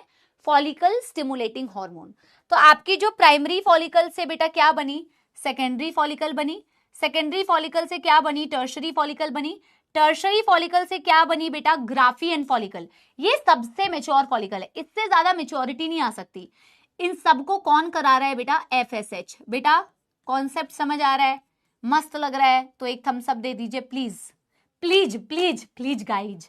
Okay, FSH, FSH is going to stimulate, जिसका नाम है फॉलिकल स्टिमुलेटिंग हार्मोन, ठीक है ना। ये फॉलिकल्स की ग्रोथ करा रहा है। मैम फॉलिकल की ग्रोथ कराना क्यों जरूरी है? क्योंकि इसके अंदर हमारा अंडा है, और इस एग को हमें अल्टीमेटली रिलीज कराना होता है, और इसको रिलीज कराने के लिए फॉलिकल को बड़ा करना है। फॉलिकल को बड़ा करना है बेटा, जैसे हम बलून में पानी भरते हैं वो होली में दूसरों के ऊपर मारने के लिए, बिल्कुल नहीं करना चाहिए बेटा, वेरी बैड वेरी बैड। पर मैं समझाने के लिए तुम्हें बता रही हूँ, ठीक है। तो बलून में हम पहले छोटा सा बलून है, पानी भरा, उसके अंदर पानी भरा, उसके अंदर पानी भरा, अगर कुछ ज्यादा भर दोगे तो फट जाएगा ना। वैसे ही फॉलिकल फटने वाला है अभी। देखो ऐसे ही समझा रही हूं मैं तुम्हें, तो तुम्हें ना रिलेट कर पाएगा, क्योंकि फिर तो 12वीं में तुम्हें कॉन्सेप्ट को पढ़ना ही है। बट जब तुम इस तरीके से रिलेट करके पढ़ते हो, एक ऐसा बच्चा जो पहली दफा पढ़ रहा होगा तो उसको समझने में आसानी होती है ना। तो फॉलिकल बड़ा हो रहा है, बड़ा हो रहा है, पर इसकी भी तो एक लिमिट है ना बेटा। ये जो ग्राफियन फॉलिकल होता है, इट्स द मेच्योर फॉलिकल, ये सबसे मेच्योर है भाई। इसके बाद तो अब इसकी बेटा हो गई, ये कह रहा है भैया हो गया मेरा, भैया हो गया, हो गया, अब मैं पटने वाला हूं भैया, हो गया मेरा, ठीक है ना। तो ये अब मैं क्योंकि ल्यूटिनाइजिंग हार्मोन तुम्हें पढ़ाऊंगी, तो ल्यूटिनाइजिंग हार्मोन को भी मैं इसी डायग्राम में एक्सप्लेन कर रही हूं। फॉलिकल स्टिमुलेटिंग हार्मोन ने बेटा क्या किया, आपके फॉलिकल की ग्रोथ कराई, पर एक टाइम के बाद ये फॉलिकल और सह नहीं पाएगा बेटा, ठीक है, इसकी सहन शक्ति खत्म होगी। कह रहा है भैया मेरा हो गया है, अब मैं फटने वाला हूं, भर चुका हूं मैं। इंसान भी तो ऐसे ही बोलते हैं ना, हो गया भाई, अब मैं तेरी बहुत बकवास सुन ली मैंने, अब मैं हो गया मेरा, अब मैं फूटूंगा ना किसी दिन, फिर मेरे को मत बोलियो, ऐसे बोलते हो तुम लोग। तो ये फॉलिकल बेटा क्या होगा, ये ग्राफियन फॉलिकल टूटता है, टूटने को कहते हैं रप्चरिंग, और फीमेल्स में इस रप्चरिंग को कराता है ल्यूटिनाइजिंग हार्मोन। और जब ये फॉलिकल टूटता है तो क्या होता है, इसके अंदर का जो प्रीशियस एग है वो रिलीज हो जाता है, एग या ओवा रिलीज्ड, जिसे हम कहते हैं ओव्यूलेशन, जिसे हम कहते हैं ओव्यूलेशन। और इसी कारण से हम कहते हैं ओव्यूलेशन कराने वाला जो हार्मोन होता है, ओव्यूलेशन का मतलब क्या हुआ, ओव्यूलेशन का मतलब हुआ एग का रिलीज करना, ओव्यूलेशन का मतलब हुआ एग का रिलीज होना। कैसे रिलीज होता है एग बाहर, जब ये ग्राफियन फॉलिकल टूटता है, मेच्योर फॉलिकल रप्चर्स, मतलब टूटना, ड्यू टू LH, और जब ये टूटता है तभी ओव्यूलेशन होती है। पर बेटा एक बात बताओ, अगर तुम्हारा ओव्यूलेशन हो भी जाए, अंडा तो रिलीज हो गया, बट इसका कवर कहां जाएगा, ग्राफियन फॉलिकल जो है उसकी जो कवरिंग है वो किधर जाएगी, वो बहुत इंपॉर्टेंट होती है बेटा, वो वेस्ट नहीं होती है, वो इतनी इंपॉर्टेंट है, ये तुम ह्यूमन रिप्रोडक्शन में समझ पाओगे, वो इतनी इंपॉर्टेंट होती है। वो जो बची कुची बेटा ग्राफियन फॉलिकल की बॉडी होती है ना, वो एक पीले रंग का एक स्ट्रक्चर बना लेती है।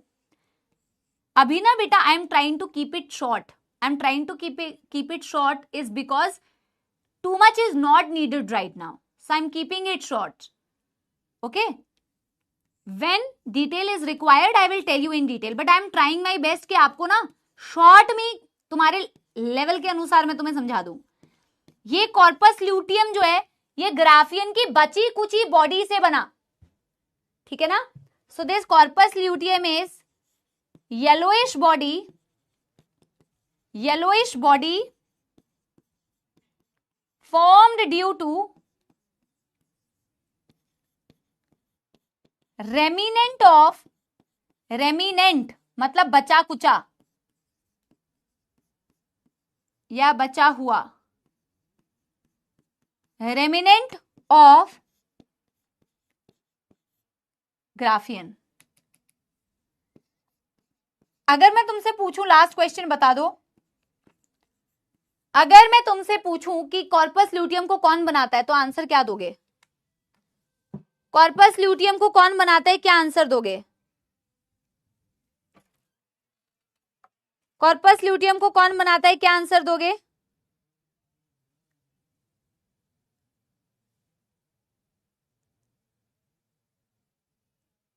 कॉर्पस ल्यूटियम को कौन बनाता है, क्या आंसर दोगे। Very good, luteinizing hormone. नहीं हार्मोन, कौन हार्मोन बनाता है ये पूछ रही हूं, कौन सा हार्मोन बनाता है ये पूछा मैंने, कौन सा हार्मोन बनाता है ये पूछा मैंने, तो ल्यूटिनाइजिंग हार्मोन बनाता है, क्योंकि जब ल्यूटिनाइजिंग हार्मोन होता है तभी आपका बेटा ग्राफियन फॉलिकल टूटेगा, और जब ग्राफियन फॉलिकल टूटेगा तभी जाके आपका कॉर्पस ल्यूटियम बनेगा। बेटा अगर इस कॉन्सेप्ट में कोई दिक्कत नहीं है तो मैं हार्मोन में फिर से जाऊं।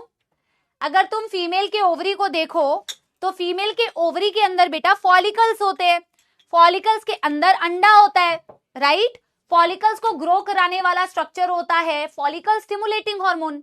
लेकिन फॉलिकल जब बड़ा होता है, प्राइमरी फॉलिकल से सेकेंडरी फॉलिकल बनता है, सेकेंडरी से टर्शरी फॉलिकल बनता है। 1 डिग्री 2 डिग्री 3 डिग्री का मतलब क्या है, primary follicle, secondary follicle, tertiary follicle, फिर एक मैच्योर फॉलिकल बन जाता है बेटा ग्राफियन फॉलिकल।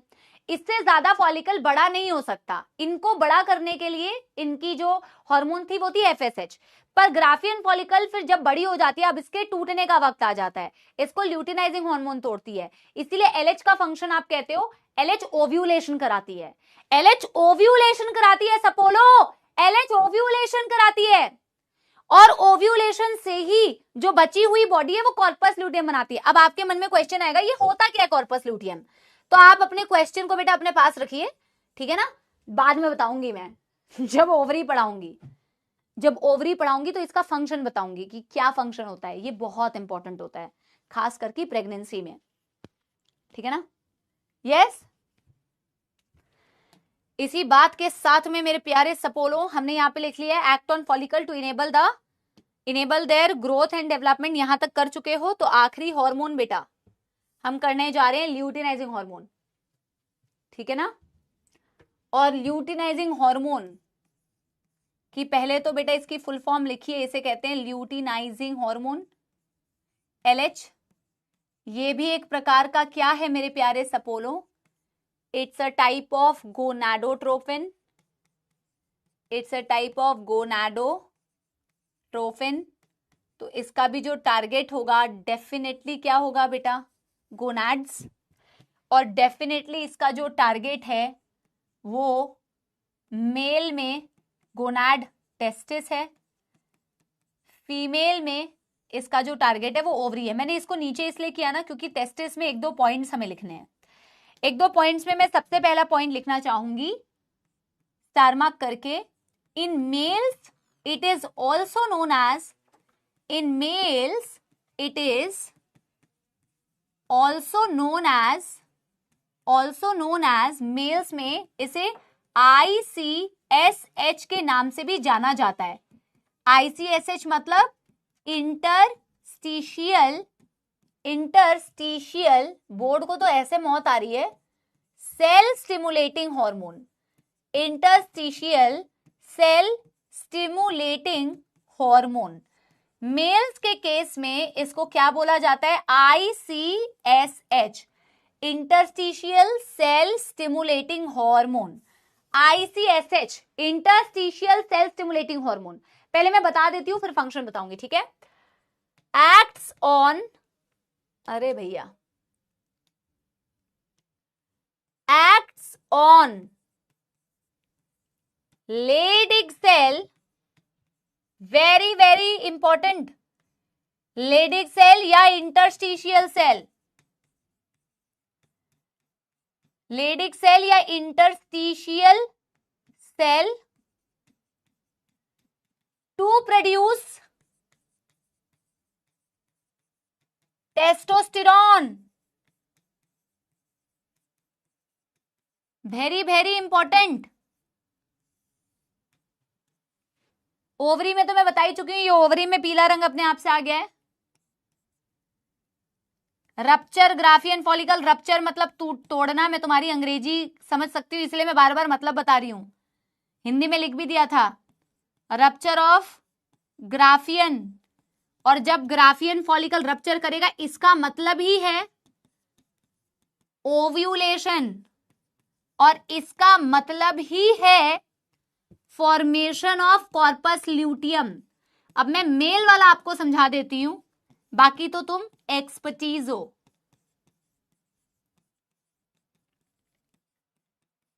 ठीक है ना, नीचे वाला पॉइंट तो तुम्हें ऑलरेडी पता है, मैं मेल्स में बता देती हूं। तो मेल्स के ना टेस्टिस में बेटा, जब मैं टेस्टिस पढ़ाऊंगी अभी तुम्हें, तो टेस्टिस के अंदर कुछ सेल्स होते हैं जिन्हें इंटरस्टिशियल सेल्स बोलते हैं। मेल्स के टेस्टिस का जब मैं तुम्हें अभी थोड़ा सा सेक्शन दिखाऊंगी, तो मेल्स के टेस्टिस में ना बेटा ये कुछ सेल्स होते हैं जिन्हें लेडिक सेल्स बोलते हैं या इंटरस्टिशियल सेल बोलते हैं। 1 मिनट, नहीं यूरी बेटा, these are not nerve cells, ठीक है। तो लेडिक सेल्स और इंटरस्टिशियल सेल एक ही सेल है। मैं इसीलिए LH का नाम बोल रही हूं कि मेल के केस में स्पेसिफिकली LH का दूसरा नाम होता है इंटरस्टिशियल सेल स्टिमुलेटिंग हार्मोन। क्या नाम होता है, इंटरस्टिशियल सेल स्टिमुलेटिंग हार्मोन। एक ऐसा हार्मोन जो इंटरस्टिशियल सेल को स्टिमुलेट करता है। आधी प्रॉब्लम मेरे प्यारे बच्चे वहीं सॉल्व हो जाएगा जहां तो इसके नाम पे ध्यान देगा। तो नाम पे ध्यान दे, interstitial cell stimulating hormone. Definitely interstitial cell को स्टिमुलेट करता है। इंटरस्टिशियल सेल मेल्स में होते हैं, मैं तुम्हें पढ़ाऊंगी अभी बेटा, सब्र करना, सब्र का फल कॉन्सेप्ट्स होता है, ठीक है ना, आगे कॉन्सेप्ट्स पढ़ाऊंगी। तो इंटरस्टिशियल सेल वो सेल्स होते हैं जो मेल में टेस्टोस्टेरोन बनाते हैं, एक प्रकार का मेल हार्मोन है ना।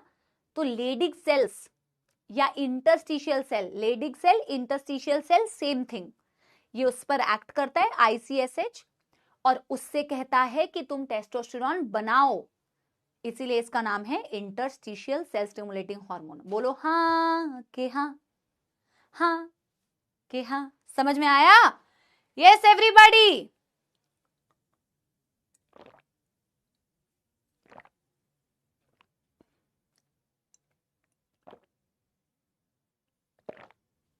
पता नहीं क्यों बहुत प्यास लग रही है यार,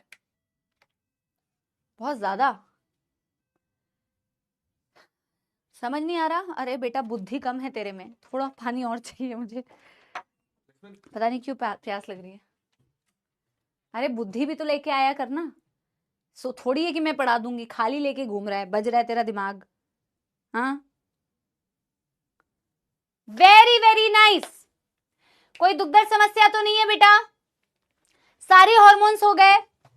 तो ग्रोथ हार्मोन ने जनरलाइज बॉडी पार्ट, मैं रिवाइज करा रही हूं, ग्रोथ हार्मोन ने जनरलाइज बॉडी पार्ट पे काम किया, प्रोटीन कार्बोहाइड्रेट फैट मेटाबॉलिज्म कराई, प्रोटीन को फॉर्म किया, बनाया, और फैट और कार्बोहाइड्रेट को तोड़ा उसने, बोन की इलोंगेशन कराई, ओवरऑल हाइट ग्रोथ, ठीक है ना। MSH मेलानोसाइट स्टिमुलेटिंग हार्मोन, इसने मेलानोसाइट्स पे काम किया और पिगमेंट मेलानिन डिस्ट्रीब्यूशन के लिए, स्किन पिगमेंटेशन। प्रोलैक्टिन PRL, इसने मैमरी ग्लैंड पर एक्ट किया, इसने मैमरी ग्लैंड की ग्रोथ भी करवाई और मिल्क फॉर्मेशन भी करवाया। मिल्क फॉर्मेशन यानी लैक्टोजेनिक, मैमरी ग्लैंड की ग्रोथ यानी कि मैमोट्रोफिक, प्रोलैक्टिन हो गया। फिर तुमने बेटा क्या पढ़ा? थायराइड स्टिमुलेटिंग हार्मोन, इसने थायराइड ग्लैंड पर एक्ट किया। थायराइड स्टिमुलेटिंग हार्मोन ने थायराइड ग्लैंड से कहा कि तुम थायराइड हार्मोन्स बना दो, T3 T4, मैं पढ़ाऊंगी आगे।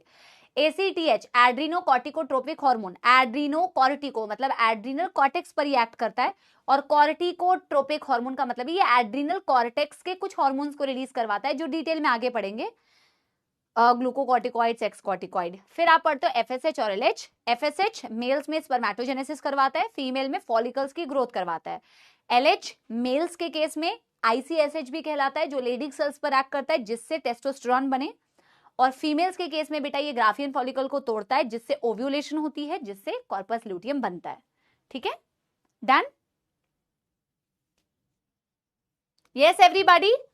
अब बेटा इससे रिलेटेड डिसऑर्डर्स हमें पढ़ने हैं। पिट्यूटरी ग्लैंड के ना, पिट्यूटरी ग्लैंड के डिसऑर्डर्स में हमें डिसऑर्डर्स ऑफ ग्रोथ हार्मोन पढ़ने। देखो हर एक ग्लैंड का डिसऑर्डर नहीं दिया हुआ बेटा, हर एक ग्लैंड में डिसऑर्डर्स नहीं दिए हुए, लेकिन इस ग्लैंड के एक हार्मोन का डिसऑर्डर दिया हुआ है भैया, थैंक यू। इस ग्लैंड में डिसऑर्डर्स दिए हुए हैं, ठीक है। आपको हर ग्लैंड से बेटा डिसऑर्डर्स नहीं पढ़ने हैं, ओके जी।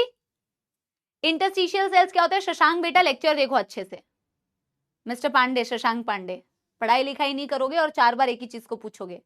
सामने होता ना तो तेरे को अभी मैं पहले तो सारे सवाल पूछती और जितने आंसर तू गलत देता ना उसके अकॉर्डिंग तेरी मैं अभी, हाँ वायलेंस नहीं करती, नो वायलेंस, वायलेंस करना तो अलाउड ही नहीं है भाई, ना ना, नो वायलेंस, ठीक है ना।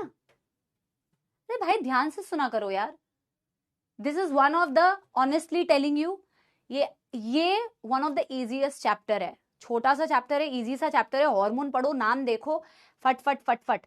और मैं आपको हार्मोन्स को भी इस तरीके से पढ़ाऊंगी कि आप लर्न करने में आपको आसानी हो, पर आप अटेंशन पे नहीं करेंगे, स्पैमिंग करेंगे। जितना टाइम तुम लिखने में लगाते हो, तुम क्या ही अटेंशन दे रहे हो? पढ़ने वाला बच्चा कभी no community post, no nothing nothing, selected बच्चा ये सब फालतू चीजें कुछ नहीं करता है। हाँ पूछो तो आंसर दे दो, यस नो बोलो जब पूछा जाए, हर वक्त जो लिखता जा रहा है क्या ही है, ठीक है। डिसऑर्डर्स ऑफ ग्रोथ हार्मोन में एक हार्मोन कम सिक्रीट हो रहा है, एक हार्मोन ज्यादा सिक्रीट हो रहा है। बेटा देखो आप आगे हार्मोन से रिलेटेड ये टर्म्स बहुत कॉमनली सुनेंगे, hyper secretion and hypo secretion. जब भी आप किसी भी हार्मोन में हाइपो वर्ड यूज करेंगे, इसका मतलब है लेस सिक्रीशन। और यहां पे लेस सिक्रीशन किसकी हो रही है? ग्रोथ हार्मोन, क्योंकि मैं ग्रोथ हार्मोन से रिलेटेड पिट्यूटरी डिसऑर्डर्स बता रही हूं। और जब भी बेटा आप कहीं पे भी हाइपर सिक्रीशन की बात करते हैं, हाइपर टेंशन, हाइपर मतलब ज्यादा, मतलब मोर सिक्रीशन ऑफ, और यहां पे किस चीज की मोर सिक्रीशन हो रही है बेटा? मोर सिक्रीशन ऑफ ग्रोथ हार्मोन। एक हाइपर की कंडीशन, एक हाइपो की कंडीशन, ठीक है ना। अब हाइपो में दो तरीके का हाइपो सिक्रीशन हो सकता है, जिसकी वजह से दो तरीके की समस्याएं आती है। Acromicria is not in NCERT, but ये क्यों पढ़ रहे हैं? ताकि आपको एक यूनिफॉर्म तरीके से ये चीज समझ में आए। इसको साथ लेके पढ़ोगे तो इजी लगेगा सब कुछ। देखो कैसे, नॉट इन एनसीईआरटी बेटा, है ना। और हाइपर की भी बेटा दो कंडीशन है, जाइजेंटिज्म एंड एक्रोमिगैली। पहले तो मैं पहला पॉइंट लिख दे रही हूं बेटा, फर्स्ट पॉइंट इनसे रिलेटेड लिख देती हूं। Low growth hormone before puberty. Puberty अगर देखा जाए, जब आपके FSH LH बहुत ज्यादा होते हैं, जवानी आना बेसिकली कहते हैं, प्यूबर्टी का टाइम होता है। या तो कह लो बिफोर प्यूबर्टी का मतलब होता है चाइल्डहुड, तब तक चाइल्डहुड वाला फेज है जब तक प्यूबर्टी नहीं आ रही है। और यहां पे आप कह रहे हो low growth hormone after puberty, after puberty. और यहां पे क्या कहोगे? High growth hormone before puberty. इस चैप्टर में डिसऑर्डर से क्वेश्चंस आते हैं, मैच द फॉलोइंग।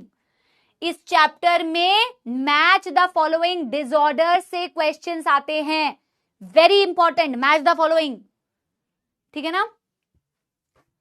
एंड इसको कहते हैं हाई ग्रोथ हार्मोन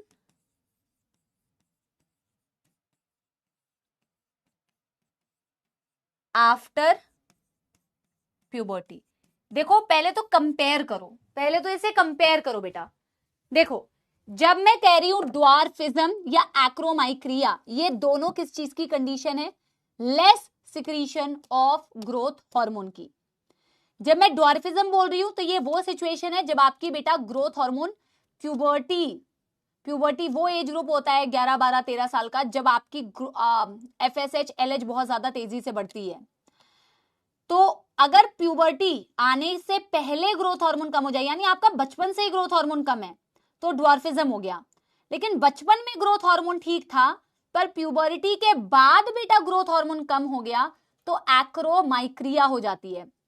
वैसे ही हाइपर सिक्रीशन में अगर आपकी चाइल्डहुड में यानी कि बिफोर प्यूबर्टी ग्रोथ हार्मोन ज्यादा है, बचपन से ही ज्यादा है, तो जाइजेंटिज्म।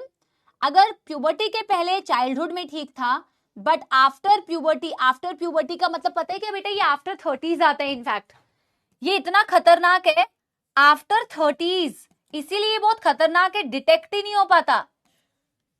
अभी मैं देखो आपको बताती हूं, देखो पहले कंपेयर समझ में आ गया, दोनों में आफ्टर प्यूबर्टी और बिफोर प्यूबर्टी वाले कंडीशंस है, तो आपको याद रखने में आसानी होगी। जब आप ड्वार्फ बोल रहे हो तो ड्वार्फ का मतलब शॉर्ट हाइट। जैसे कि मैंने कहा पिट्यूटरी ड्वार्फिज्म में ओवरऑल हाइट छोटी हो जाती है, क्योंकि ग्रोथ हार्मोन का काम था हाइट बढ़ाना, हाइट नहीं बढ़ पाएगी, बचपन से ही कम है। मिगेट्स, बौने, मिगेट्स होते हैं जो ड्वार्फ लोग होते हैं, ड्वार्फिज्म कहलाता है। ऐसे लोग मेंटली फाइन है बेटा, रिप्रोडक्टिवली फाइन है बेटा, ऐसा कुछ नहीं है कि उनमें ये सारी समस्याएं हैं, उनकी बस फिजिकल ग्रोथ नहीं हो पाई, हाइट बड़ी नहीं हो पाई, they are mentally absolutely fine, IQ is absolutely fine, everything else is fine, only thing is that their height remains really short, they are called as miggets, बौने। मिगेट वर्ड से refer किया जाता है ड्वार्फ पीपल को, ठीक है ना। तो हम क्या लिखेंगे यहां? Before puberty growth hormone is less, overall height, short, often, such people are referred to as, such people are referred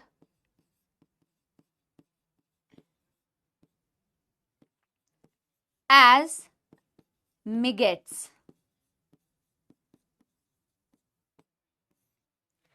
ठीक है, midgets.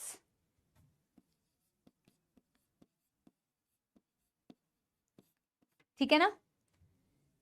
अब यहां पे क्या हो रहा है बेटा, अगर लो ग्रोथ हार्मोन प्यूबर्टी के बाद हो तो यहां पे बोलते हैं डिसप्रपोर्शनेट बॉडी. हाइट में ज्यादा फर्क नहीं पड़ा, डिसप्रपोर्शनेट बॉडी हो जाती है, क्योंकि प्यूबर्टी के पहले पहले तो ठीक था ग्रोथ हार्मोन. डिसप्रपोर्शनेट बॉडी का मतलब होता है specific parts remain smaller. Specific parts like jaw, feet, hand remain smaller. तो यहां बॉडी का प्रपोर्शन खराब है थोड़ा सा. ओवरऑल आपको हाइट मिगेट जैसी नहीं दिख रही है, क्योंकि प्यूबर्टी के पहले पहले तो ग्रोथ हार्मोन ठीक था.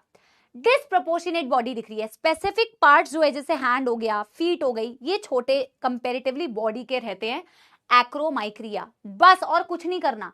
और इसी से कंपेयर करके तुम्हें ये करना है बेटा, जैसे यहां ओवरऑल हाइट छोटी हो जाती है, यहां ओवरऑल हाइट लंबी हो जाती है. जैसे यहां डिसप्रपोर्शनेट बॉडी दिखती है, यहां पे भी डिसप्रपोर्शनेट बॉडी दिखती है. क्या समस्या है, देखो कितना इजी है, कितना इजी है बेटा. क्या कह रहे हो, ओवरऑल हाइट, इसलिए तो जाइजेंटिज्म, ओवरऑल हाइट इज मोर. लेकिन इसके केस में, और एक्रोमेगाली जो होता है वो बहुत डेंजरस भी है. स्टार मार्क कर रही हूं, ये बहुत इंपॉर्टेंट बेटा, वेरी वेरी इंपॉर्टेंट. एक्रोमेगाली में हम कहते हैं again disproportionate body, disproportionate body, jaw, jaw enlarge, jaw बाहर की तरफ आ जाता है, जॉ बाहर की तरफ आ जाता है, इतना इनलार्ज हो जाता है. कान बड़े बड़े होते हैं, हाथ लंबे लंबे होंगे, ये वाला पाम एरिया, फीट लंबी लंबी है ना. Jaw, feet, hand enlarged. And ये बहुत डिफिकल्ट है डायग्नोस करना, क्योंकि अचानक से ही बेटा ग्रोथ हार्मोन बहुत ज्यादा बढ़ जाता है. जैसे कि मैंने बोला 30s के बाद अचानक से ही ग्रोथ हार्मोन बहुत ज्यादा बढ़ जाता है. Very very difficult to diagnose. और अगर डायग्नोस सही टाइम पे नहीं किया ना बेटा, और ट्रीटमेंट सही नहीं लिया, तो प्रीमेच्योर डेथ, यंग एज में ही डेथ भी हो सकती है. It is that dangerous. सुन के लग रहा है नहीं है, but it is that dangerous, because detect करना इतना मुश्किल है, सिम्टम्स ही नहीं पता चलते. So if not treated, premature death may occur. Premature death may occur. It is that dangerous. Pituitary gland खत्म. एनसीईआरटी की रीडिंग अभी बाकी है मेरे दोस्त.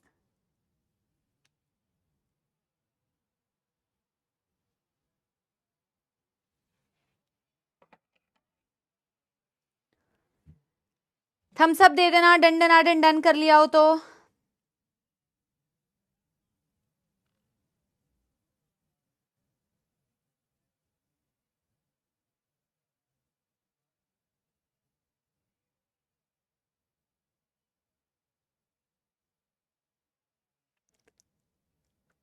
थम्स अप दे देना अगर डन कर लिया हो तो.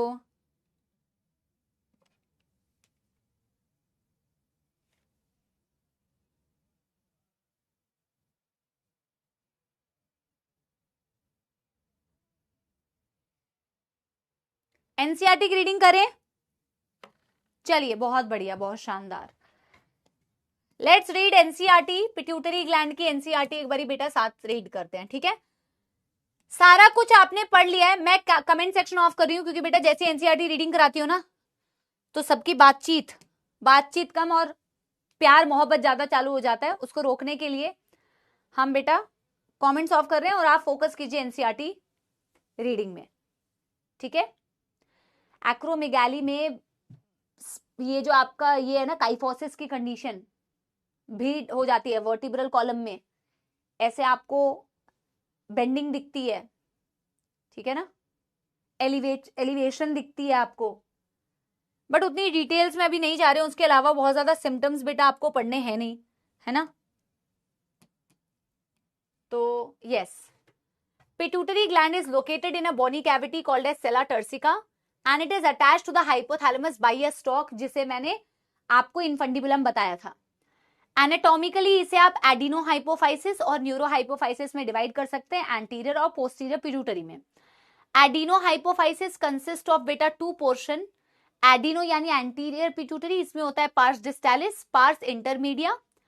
Pars distalis region of pituitary, commonly called as anterior pituitary, produces growth hormone, prolactin, thyroid stimulating hormone, ACTH, LH, FSH.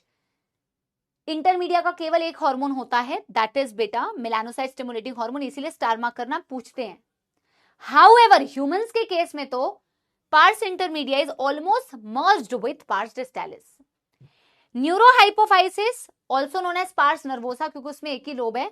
It is the posterior pituitary. It stores and releases two hormones, oxytocin, vasopressin, जो actual में synthesise होते हैं hypothalamus से and are transported axonally to neurohypophysis. Axonally मतलब axon की मदद से neurohypophysis में वो ट्रांसफर होते हैं। आगे क्या लिखा है? Over secretion of growth hormone, abnormal growth of the body leading to gigantism, and बेटा low secretion of growth hormone leads to stunted growth. Stunted growth का मतलब पुअर ग्रोथ, स्टंटेड ग्रोथ का मतलब होता है poor growth, resulting in pituitary dwarfism. Excess secretion of growth hormone in adults after puberty, adults जैसे मैंने बोला 30s के बाद, स्पेशली इन मिडल एज, लिखा भी हुआ है middle age, can result in severe disfigurement, disproportionate body specially of the face. सबसे प्रोमिनेंट आपको जॉज में दिखता है, एनलार्जमेंट ऑफ जॉज, प्रोट्रूडेड बाहर की तरफ निकली हुई हो जाती है। Acromegaly which may lead to serious complications and premature death if it is unchecked. अगर डायग्नोज नहीं हुआ और बहुत ज्यादा कॉम्प्लिकेशंस हो जाए तो कितनी सारी बोन्स पर इंपैक्ट पड़ेगा ये देखो, तो इसीलिए डेथ भी हो सकती है। The disease is hard to diagnose in early stage and often goes undetected for many years until changes in external features become noticeable. बोला कि बहुत डिफिकल्ट है डायग्नोस करना, क्योंकि पता ही नहीं चलता इसके सिम्टम्स जब तक कि प्रॉपरली आप ये डिटेक्ट कर पाओ कि अच्छा ये ऐसे अचानक से एनलार्जमेंट कैसे आ गई, है ना। So very difficult to diagnose. Prolactin regulate the growth of the mammary gland, यानी कि mammotrophic effect, formation of milk in them, यानी कि lactogenic effect. Thyroid stimulating hormone stimulate secretion and synthesis of thyroid hormone from thyroid gland, ये उसकी secretion को stimulate करती है। ACTH stimulate the synthesis and secretion of steroid. बेटा ये steroid hormone क्या होता है ना, अभी अवॉइड करो, कई जगह पे आपको मिलेगा peptide hormone, steroid hormone, amino acid derivative hormone. ये मैं आपको नेचर ऑफ हार्मोन्स लास्ट में पढ़ाऊंगी कि कौन से हार्मोन्स प्रोटीन होते हैं, स्टेरॉइड्स होते हैं, एक्सेट्रा एक्सेट्रा। तो कहीं पे प्रोटीन, पेप्टाइड, स्टेरॉइड ऐसे मिले तो अभी के लिए आप इग्नोर करो, लास्ट में पढ़ेंगे, ठीक है। इसने बोला ग्लूकोकॉर्टिकॉइड को रिलीज करवाती है एड्रिनल कॉर्टेक्स से, सेक्स कॉर्टिकॉइड को भी कराती है और इसको भी कराती है। LH and FSH stimulate gonadial activity, hence are called as gonadotrophins. इन्हें गोनाडोट्रोफिन क्यों बोलते हैं? क्योंकि ये गोनाड्स की एक्टिविटी को स्टिमुलेट करती है। In males, luteinizing hormone stimulate the synthesis and secretion of androgens from testes. Androgens क्या होते हैं? Androgen are group of hormones बेटा। Androgen are group of hormones। अभी आप बोलोगे मैम आपने टेस्टोस्टेरोन बताया, ये ग्रुप ऑफ हार्मोन होती है बेटा। टेस्टोस्टेरोन एक प्रकार का एंड्रोजन है बेटा। Testosterone is a type of androgen, it's a type of androgen. और एंड्रोजन बहुत सारे टाइप्स के होते हैं, पर मोस्टली एंड्रोजन टेस्टोस्टेरोन ही होते हैं, ठीक है ना। तो एंड्रोजन जो है, जैसे बायोलॉजी के अंदर आती है बॉटनी और जूलॉजी, है ना। फिर जूलॉजी के अंदर फर्दर बहुत सारी चीजें आती है, वैसे एंड्रोजन, एंड्रोजन के अंदर आता है टेस्टोस्टेरोन, ठीक है। In males FSH and androgen regulate spermatogenesis, जैसे कि मैंने आपसे बोला एफएसएच भी करती है और एंड्रोजन भी करती है स्पर्मेटोजेनेसिस को support. And in female luteinizing hormone induce ovulation of mature Graafian follicle and maintain the corpus luteum. Maintenance का मतलब भी मैं अभी ओवरी पढ़ाते वक्त में बताऊंगी। एक बात ये समझ लो कि ल्यूटिनाइजिंग हार्मोन ने बेटा, क्योंकि ना ये पता है क्या करते हैं, ये 11th 12th सब कुछ मिक्स कर देते हैं। अब तुम्हें 12th का भी टॉपिक नहीं पता है ना, तो तुम इस तरीके से इसे समझो कि तुम्हें कंफ्यूजन भी ना हो। आप अभी ये याद रखो, ग्राफियन फॉलिकल है, ग्राफियन फॉलिकल मैच्योर फॉलिकल होता है, उसको तोड़ने का काम करती है ल्यूटिनाइजिंग हार्मोन। वो टूटता है तो ओव्यूलेशन हो जाती है, और उसकी बची कुची बॉडी कॉर्पस ल्यूटियम है, उसको बनाती भी है, उसको मेंटेन भी करती है। मेंटेनेंस का क्या मतलब है बताऊंगी, ठीक है ना। बनाए रखना, मेंटेन वैसे मतलब है बनाए रखना, उसको बनाया भी, और उसको बनाए रखने के लिए तुम्हें ल्यूटिनाइजिंग हार्मोन चाहिए। अगर ल्यूटिनाइजिंग हार्मोन गायब हो जाएगा तो कॉर्पस ल्यूटियम खत्म हो जाएगा, उसको मेंटेन कर रही है वो। मैं अगर ल्यूटिनाइजिंग हार्मोन इंक्रीज लेवल रख रही हूं तो कॉर्पस ल्यूटियम भी बना रहेगा, खत्म नहीं होगा, डिस्ट्रॉय नहीं होगा। From the remnants of Graafian follicle, Graafian follicle के बचे कुछ हिस्से से आपका ग्राफियन फॉलिकल के बचे कुछ हिस्से से आपका कॉर्पस ल्यूटियम बनता है after ovulation. FSH stimulate growth and development of ovarian follicles in females. FSH ovarian follicles की ग्रोथ एंड डेवलपमेंट कराती है फीमेल में। MSH act on melanocyte, melanin containing cell and regulates pigmentation of skin, ठीक है। Oxytocin act on smooth muscles in our body, stimulate their contractions, मैंने आपको बताया था। स्मूथ मसल्स जैसे कि आपके यूट्रस में होते हैं और फिर कॉन्ट्रैक्शंस करवाती है। In female it stimulates vigorous contraction of uterus at the time of child birth and milk ejection from mammary gland, इसीलिए मिल्क इजेक्टिंग हार्मोन, इसीलिए बर्थ हार्मोन। वैसोप्रेसिन, मुझे लग रहा है ये वाली लाइन तो मैंने उसने रीड कराई है, शायद नहीं कराई है, फिर से कर लेते हैं। वैसोप्रेसिन किडनी पर एक्ट करता है, ये तो हमने बेटा एक्सक्रीशन में भी पढ़ा। It stimulate reabsorption of water and electrolytes from the distal tubule and thereby reduces loss of water through urine diuresis, इसलिए यूरिन का लॉस ये प्रिवेंट करती है, डायूरेसिस को रोकती है, क्योंकि पानी खुद एब्जॉर्ब कर लेती है, इसीलिए एंटी डायूरेटिक हार्मोन बोलते हैं। और डायबिटीज इंसिपिडस में क्या दिया हुआ है, वही दिया हुआ है। अगर किसी भी कारण से सिंथेसिस नहीं हो पाई आपके एडीएच की तो वाटर लॉस होगा, और वाटर लॉस होने का मतलब डिहाइड्रेशन होगा, वाटर रीअब्सॉर्ब नहीं हो पाएगा। Excessive loss of water through urine called as diabetes insipidus. We have covered everything. अब देखो जैसे कि मैंने कहा था, इटसेल्फ पिट्यूटरी ग्लैंड बहुत बड़ा है, इनफैक्ट थायराइड ग्लैंड भी बहुत बड़ा है। थायराइड के बाद कुछ ग्लैंड्स आएंगे जो बहुत छोटे छोटे होंगे बेटा, थाइमस छोटा सा है, पैराथायराइड छोटा सा है, पीनियल बहुत छोटा सा है ना, इसके बाद छोटे छोटे ग्लैंड्स आएंगे, पर थायराइड भी बड़ा ग्लैंड है। अभी हमारे पास थोड़ा सा टाइम है, एटलीस्ट हम इसकी इंट्रोडक्शन दे देते हैं, ठीक है, एटलीस्ट हम इसकी इंट्रोडक्शन दे देते हैं, फिर कल हम इसको कंटिन्यू करेंगे, बिकॉज थायराइड में भी काफी सारी चीजें आपको पढ़नी है। इसमें हॉर्मोन्स तो कम है पर इंफॉर्मेशन अच्छी खासी है बेटा, समझने के लिए मेहनत करनी पड़ेगी। नहीं टुमारो जिसको करना है आप टुमारो लेके जाइए कल, अगली बार से टुमारो लिख भी मत देना, और डॉक्टर मत बनो तुम। You are not eligible to become a doctor if you are writing tomorrow, okay.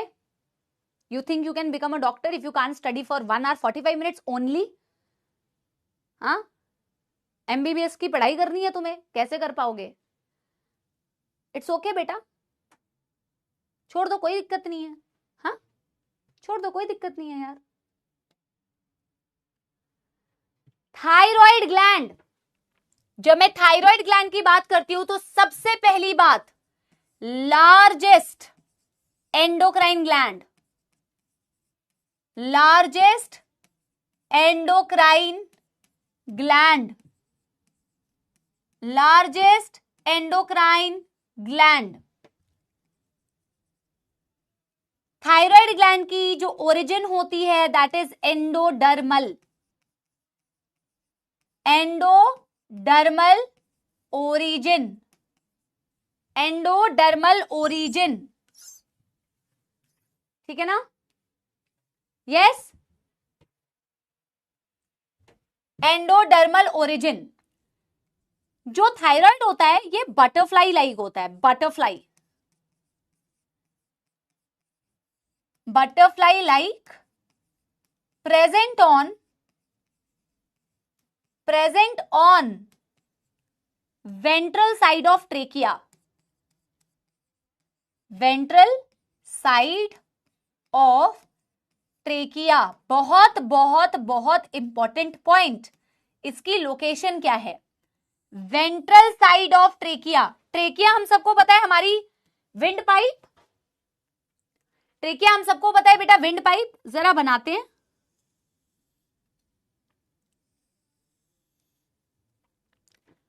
और हम विंड पाइप में ऐसे रिंग्स भी तो बनाते हैं ना।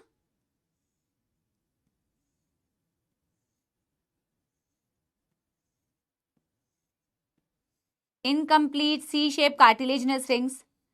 ट्रेकिया बेटा at the level of which vertebrae divides into primary bronchi? किस लेवल पे जाके ट्रेकिया डिवाइड करती है इनटू प्राइमरी ब्रोंकाई, जरा बताना।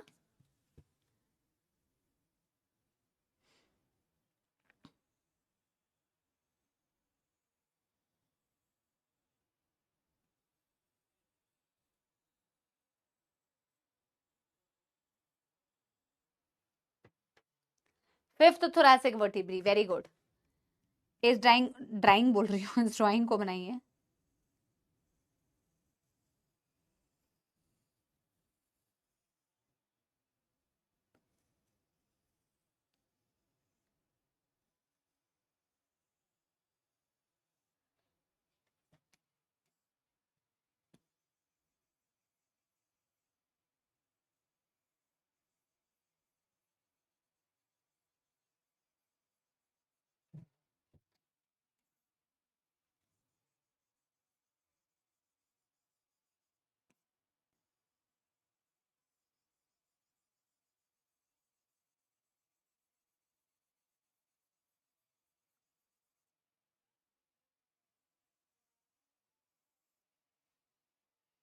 वो रियल बटरफ्लाई लग रही है ना, सच्ची में तितली जैसी लग रही है ना। एक्चुअल में आपके थायराइड के दो लोब्स होते हैं, ये एक लोब है और ये दूसरा लोब है। These are the thyroid lobes, और ये ट्रेकिया के वेंट्रल साइड पे है।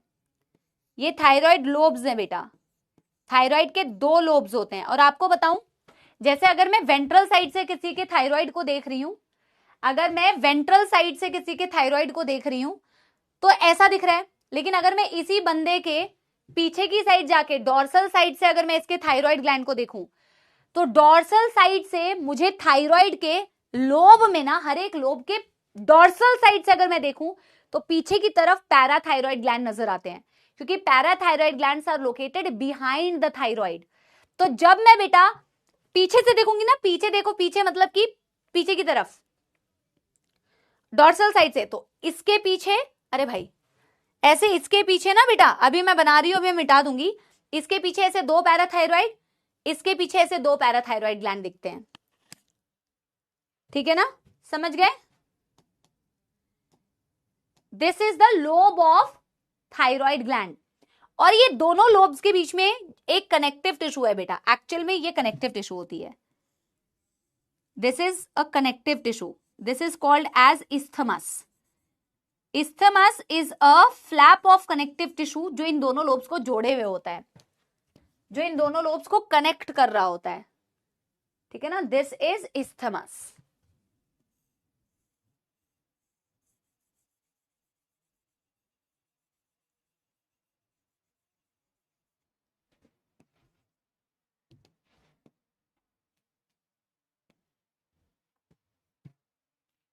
This is isthmus. Isthmus is flap of connective tissue, flap of connective tissue which connects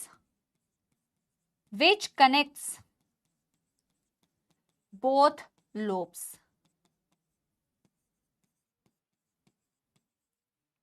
अगर मैं कहूं कि मैं इस थायराइड ग्लैंड का सेक्शन करना चाहती हूं, मैंने इसका ट्रांसवर्स सेक्शन कर दिया, मैं इसका सेक्शन करने के बाद जरा देखना चाहती हूं कि मैम मुझे क्या नजर आ रहा है।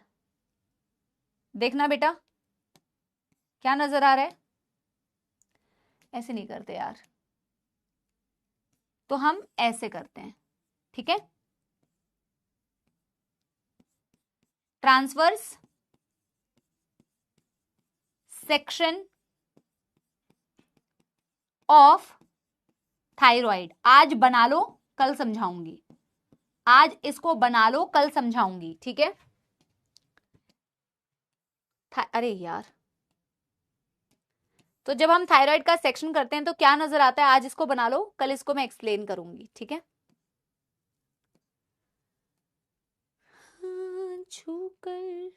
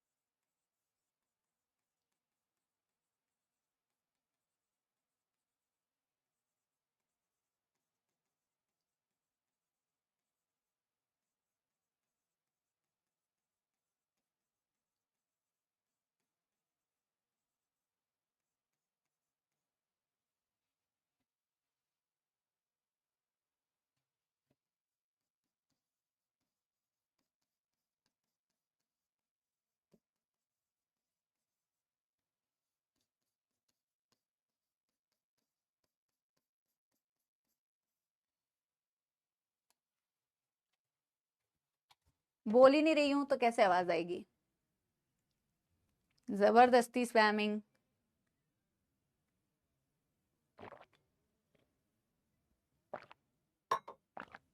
नोट करो इसे।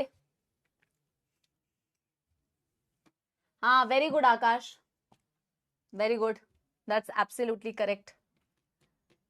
आनंद बिल्कुल सही।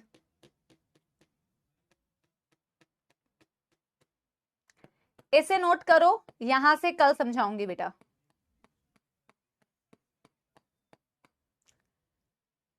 पता है ये इकलौता ऐसा ग्लैंड होता है जो अपने हार्मोन को स्टोर करके रख सकता है। This is the only gland that can store it's hormone, है ना।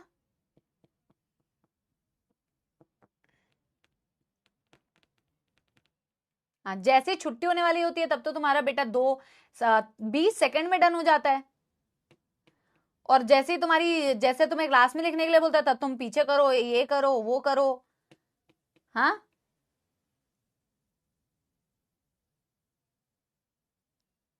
Done done done done.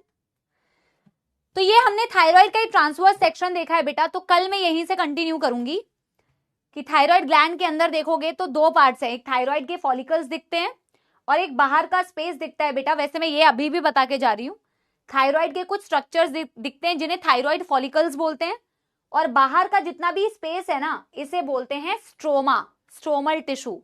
So this is stromal tissue and these are the thyroid follicles. Thyroid follicles जो है 2 हार्मोन्स को सिक्रीट करती है, और सिर्फ सिक्रीट नहीं करती, स्टोर भी कर सकती है.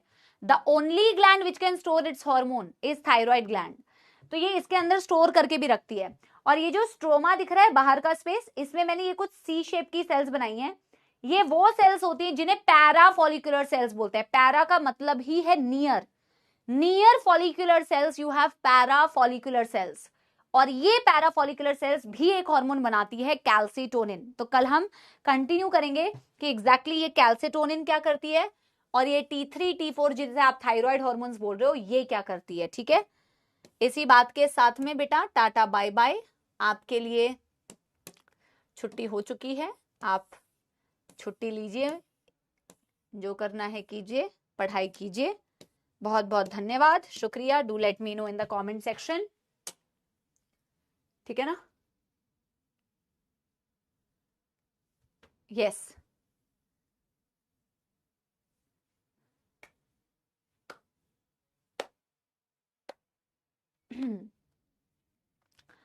तो जो गाना मैं गा रही थी वही गाना मैं सुना देती हूँ, इससे पहले कि तुम गाना गाना गाना करो.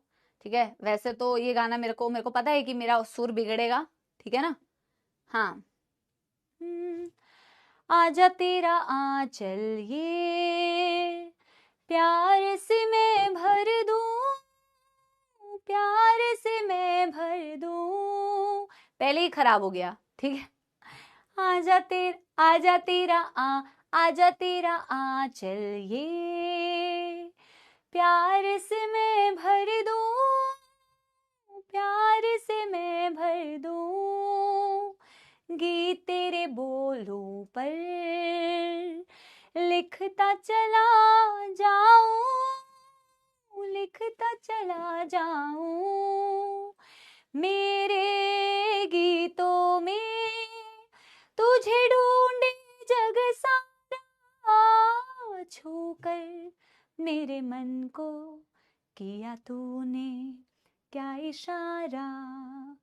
बदला ये मौसम लगे प्यारा जग सारा, छूकर मेरे मन को किया तूने क्या इशारा. Tata bye bye, thank you. Tata bye bye, thank you, नमस्कार, बाय, थैंक यू.